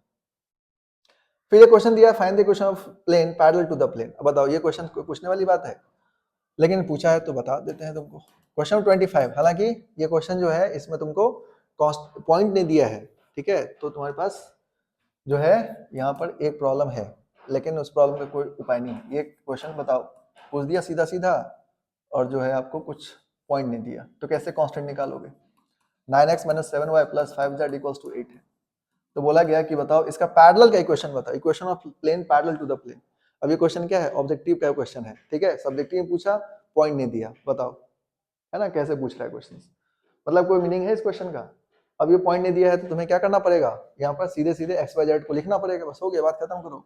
तो पैरेलल प्लेन का अगर इक्वेशन पूछेगा ना तो क्या करना, ऑब्जेक्टिव में भी पूछ देता है क्वेश्चन, ठीक है, ये ऑब्जेक्टिव से उठा के 2 मार्क्स में डाल दिया और लगा कि बहुत हार्ड क्वेश्चन पूछ दिए, ठीक है, पर ऐसा कुछ है नहीं इस क्वेश्चन में। 9x - 7y + 5z + c = 0, बात खत्म करो। अब पॉइंट दे रखा होता तो ये c की वैल्यू निकाल के यहाँ पुट करते, लेकिन दिया नहीं है, तो यहाँ पर बस इतना ध्यान रखना कि पैरेलल है तो XYZ सेम रहेगा। ये जो है ना ऑब्जेक्टिव में भी 2025 में पूछा गया था और उसी को उठा के यहाँ पर डाल दिया गया, ठीक है, पॉइंट देना भूल गए भाई साहब। तो पॉइंट जो है यहाँ पर होना चाहिए था, एक्स वाई जेड में पुट करते तो सी की वैल्यू निकलता, फिर इक्वेशन आ जाता। नहीं दिया है तो तुम लिख देना 9x - 7y + 5z + c = 0। ठीक है, तो यहाँ पर ये इसका आंसर हो जाएगा। तो 26 नंबर क्वेश्चन जो है वैसे बहुत ईजी है। ठीक है, अब ये जो है आपको बोला जाए find the probability of getting a doublet in a throw of 2 dice. 2 dice अगर थ्रो करेगा तो गेटिंग अ डबलेट, डबलेट मतलब जैसे 1 1 2 2 4 4 6 6 आने का क्या है। तो देखो भाई सीधी सीधी बात है, 27 नंबर क्वेश्चन यही बता देते हैं। देखो 27 नंबर जो क्वेश्चन है ना, डबलेट क्या क्या आएगा। तो देखो 1 1 2 2, ठीक है, 4 3 3, ठीक है, 4 4 5 5 और 6 6, ये आना चाहिए। टोटल आउटकम कितना है यहाँ पर देखोगे तो 3 3 6 है यहाँ पर फेवरेबल केसेस। टोटल आउटकम देखो 36 होता है इसका। तो यहाँ प्रोबेबिलिटी निकालना आपको, तो प्रोबेबिलिटी जो हो जाएगा, प्रोबेबिलिटी ऑफ एन इवेंट, वो कितना हो जाएगा 6 / 36। तो इसको कैंसिल कर लेना, 1/6 इसका आंसर हो जाएगा, क्योंकि 2 डाइस थ्रो किया जा रहा है तो टोटल आउटकम 36 होगा। इसमें डबलेट कब बनेगा 1 1 2 2 3 3 4 4 5 5 6 6, ये डबलेट होगा। तो 6/36 कर लेना तो आंसर कितना हो जाएगा 1/6, इसका करेक्ट आंसर होगा। तो 27 नंबर क्वेश्चन जो है इजी है, इसको आसानी से ध्यान रख सकते हो। अब आ जाते हैं 28 नंबर क्वेश्चंस पर। तो पहले इस सारे क्वेश्चन को ध्यान रखो, बहुत इजी क्वेश्चन है ये सब, इसलिए हम शुरू से बोल रहे हैं आपको सिलेक्शंस करना क्वेश्चंस का ठीक से, तो आपको क्वेश्चंस बनाने में दिक्कत नहीं आएगा। ठीक है, ये सब प्रोबेबिलिटी क्वेश्चंस है। और ये प्लेन के क्वेश्चन बताओ, ऐसे कौन पूछता है यार, हद है। ठीक है, इसमें पॉइंट दिया ही नहीं है। अब 28 नंबर क्वेश्चन देखो, तो 28 नंबर जो क्वेश्चन है उसमें बोला गया है कि 2 इंडिपेंडेंट इवेंट है, तो P intersection PA intersection B बराबर क्या हो जाएगा PA × PB। ठीक है, ये प्रूफ करना आपको। अब यहाँ पर देखो from conditional probability, conditional probability से क्या पढ़े हो उसको यूज करो, फ्रॉम कंडीशनल प्रोबेबिलिटी। ठीक है, कंडीशनल प्रोबेबिलिटी में हम लोग क्या पढ़ते हैं कि P ऑफ A/B जो होता है ना, वो किसके इक्वल होता है PA intersection B divided by PB के बराबर होता है। ठीक है, यहाँ पर कंडीशनल प्रोबेबिलिटी ये पढ़ाए थे हम आपको, तो आप इसको ध्यान रखना है। PA/B की वैल्यू क्या होता है PA intersection B by PB की वैल्यू बराबर होता है। अब इसमें देखो PA इंटरसेक्शन B बराबर क्या लिख सकते हो, यहाँ पर लिख सकते हो P ऑफ A/B × PB लिख सकते हो। अब यहाँ पर हम लोग इंडिपेंडेंट इवेंट से क्या जानते हैं, है ना, तो इंडिपेंडेंट इवेंट में हम लोग जानते हैं कि भाई इंडिपेंडेंट इवेंट वो इवेंट होता है जिसमें 2 इवेंट होता भी है, कॉमन भी होता है, लेकिन दोनों एक दूसरे पर डिपेंड नहीं करता है। इसका मतलब PA/B जो होता है वो PA के बराबर होता है। इंडिपेंडेंट इवेंट अगर है तो PA/B किसके बराबर होता है PA के बराबर होता है, ये हम ऑलरेडी पढ़ा चुके हैं आपको। अब यहाँ पे क्या करो वैल्यू पुट कर दो, इसका मतलब PA इंटरसेक्शन B बराबर क्या लिख सकते हो, यहाँ पर PA/B की जगह PA पुट कर दो, PA × PB हो गया प्रूफ। तो ये जो क्वेश्चन है ये क्वेश्चन बहुत आसान है, मतलब बेसिक थ्योरम जो है ना आपको ध्यान रखना है, कंडीशनल प्रोबेबिलिटी वाला कंसेप्ट है, यूज करो हो जाएगा। लेकिन ध्यान रखना ये तभी होता है जब आपका इवेंट इंडिपेंडेंट इवेंट हो, अगर ऐसा नहीं होता तो ये नहीं होगा। ठीक है, तो ये बात ध्यान रखना है। तो बहुत आसान है, मतलब इजीली बना सकते हो। तो 28 नंबर क्वेश्चन जो है आप इस तरह से बना सकते थे। तो चलो हम लोग देखते हैं नेक्स्ट 29 नंबर क्वेश्चंस। ठीक है, तो 29 नंबर क्वेश्चन देखो क्या है। 29 नंबर जो क्वेश्चन है आपका, इसमें क्या बोला गया भाई, 29 नंबर क्वेश्चन बोला गया है कि cos इनवर्स ऑफ 680 डिग्री। ठीक है, अब cos इनवर्स ऑफ 680 डिग्री पूछा गया है कि वैल्यू क्या होगा। तो देखो अब ये क्लास 11th का थोड़ा सा कंसेप्ट आपको याद रहना चाहिए। तो क्या करो यहाँ पर डिवाइड कर लेना, है ना, चाहे 360 से कर लेना तो 180 से कर लेना। 180 से डिवाइड कर लो, ज्यादा बेटर रहता है। तो 180 से 3 टाइम डिवाइड करोगे तो कितना हो जाएगा 18 या 54, यानी एंगल जो बचेगा वो एक्यूट एंगल से ज्यादा हो जाएगा, तो 4 टाइम चले जाना। ठीक है, देखो यहाँ पर जो बच्चे को नहीं पता है ठीक से उसको हम बता देते हैं आपको। देखो 680 को 180 से डिवाइड कर लेना, मान लो 3 टाइम जाओगे तो 54 आ जाएगा, तो कितना हो गया 0 4 140 डिग्री। ये क्या है ज्यादा एंगल है, हमें एक्यूट एंगल से ज्यादा आ गया, 90 से ज्यादा आ गया तो हम लोग यहाँ पर ऑपरेट नहीं कर सकते। तो क्या करेंगे 3 से जाके 4 टाइम चले जाना, 1 टाइम आगे चले जाना। कब जाएगा आगे, जब तुम्हारा वैल्यू जो रिमाइंडर है वो 90 से ज्यादा आ जाए तब।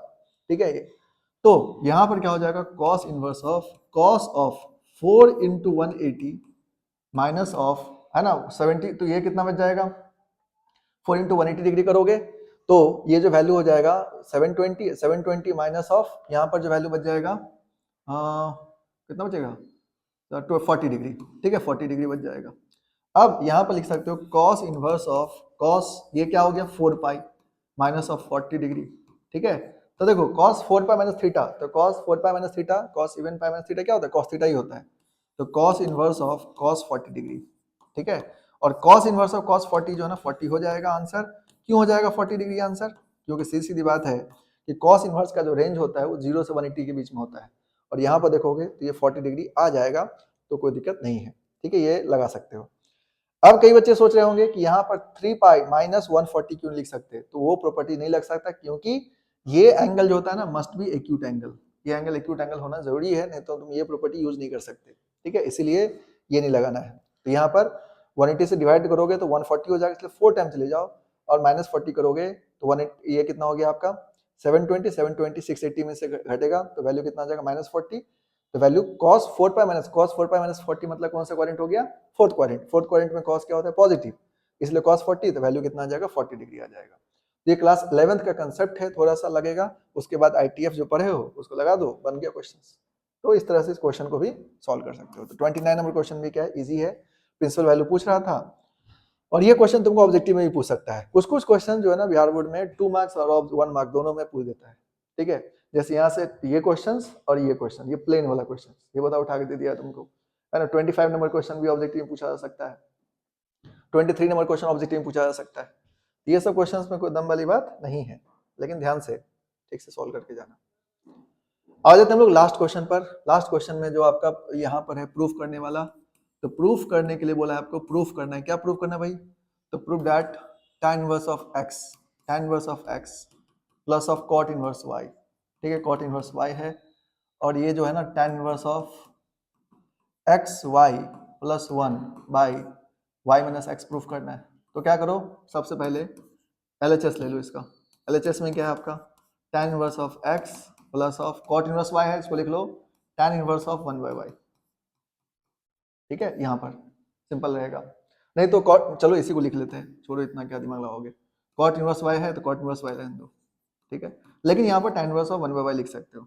तो देखो tan इनवर्स x को यहाँ मान लेते हैं थीटा, है ना, ऐसा करते हैं, let tan inverse x equals to theta, क्योंकि प्रूफ करना है ना तो थीटा मान लो, और cot इनवर्स y को मान लो फाई, ठीक है। तो यहाँ से tan थीटा किसके इक्वल हो जाएगा, x के इक्वल हो जाएगा, और cot फाई किसके इक्वल हो जाएगा, y के इक्वल हो जाएगा। अब थीटा प्लस फाई जो है, इसमें हम लोग क्या करते हैं, tan थीटा प्लस फाई निकाल लेते हैं, tan थीटा प्लस फाई का वैल्यू निकालते हैं।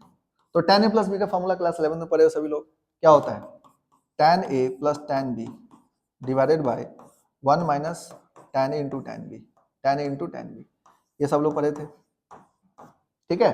अब वैल्यू पुट कर दो, देखो cot फाई का वैल्यू अगर y है तो मुझे बताओ tan फाई का वैल्यू कितना हो जाएगा, उल्टा कर दो 1 बाय y हो जाएगा, ठीक है। यही चीज हम यहाँ भी कर रहे थे, पर कोई बात नहीं, यहाँ पर तुम इसको ध्यान रख सकते हो, ठीक है।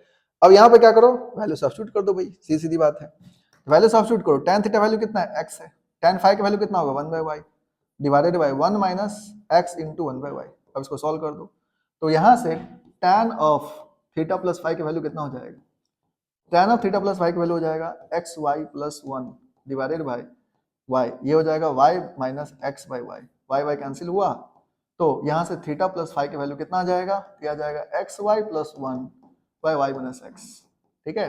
अब थीटा को, थीटा यहाँ पर सॉरी, ये हो जाएगा tan inverse of x y plus 1 by y minus x, ये आ जाएगा, क्योंकि यहाँ पर जो है ये tan इधर चला जाएगा।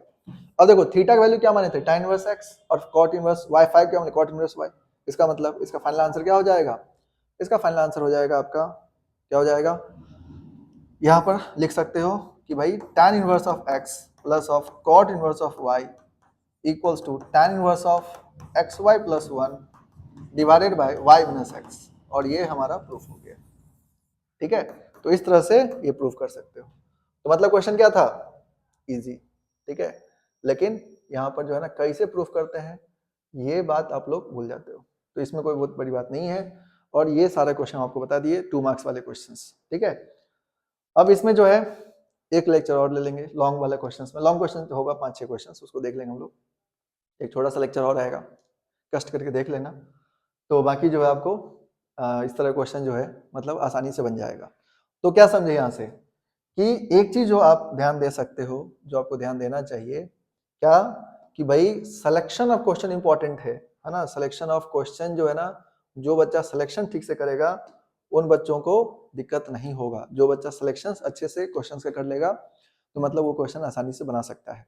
अब आपको सिलेक्शन ठीक से कर लेना है क्वेश्चन का, और अच्छे से सिलेक्ट करके जब क्वेश्चन बनाओगे तो क्वेश्चन आपसे बन जाएगा। अब ये क्यों बोल रहे हैं आपको, देखो क्या लिखा हुआ है कि 1 to 30 short answer type, right any 15 question. Total question कितना है बाबू, 30 क्वेश्चंस। 30 क्वेश्चंस है और बनाना कितना है, मात्र 15 क्वेश्चंस। अब बताओ 30 में से 15 नहीं बनेगा? खुद से सवाल करो ये बात, है ना, खुद से पूछो, है ना, कि भाई 30 में से 15 नहीं बना सकते? बिल्कुल बना सकते हैं, ठीक है।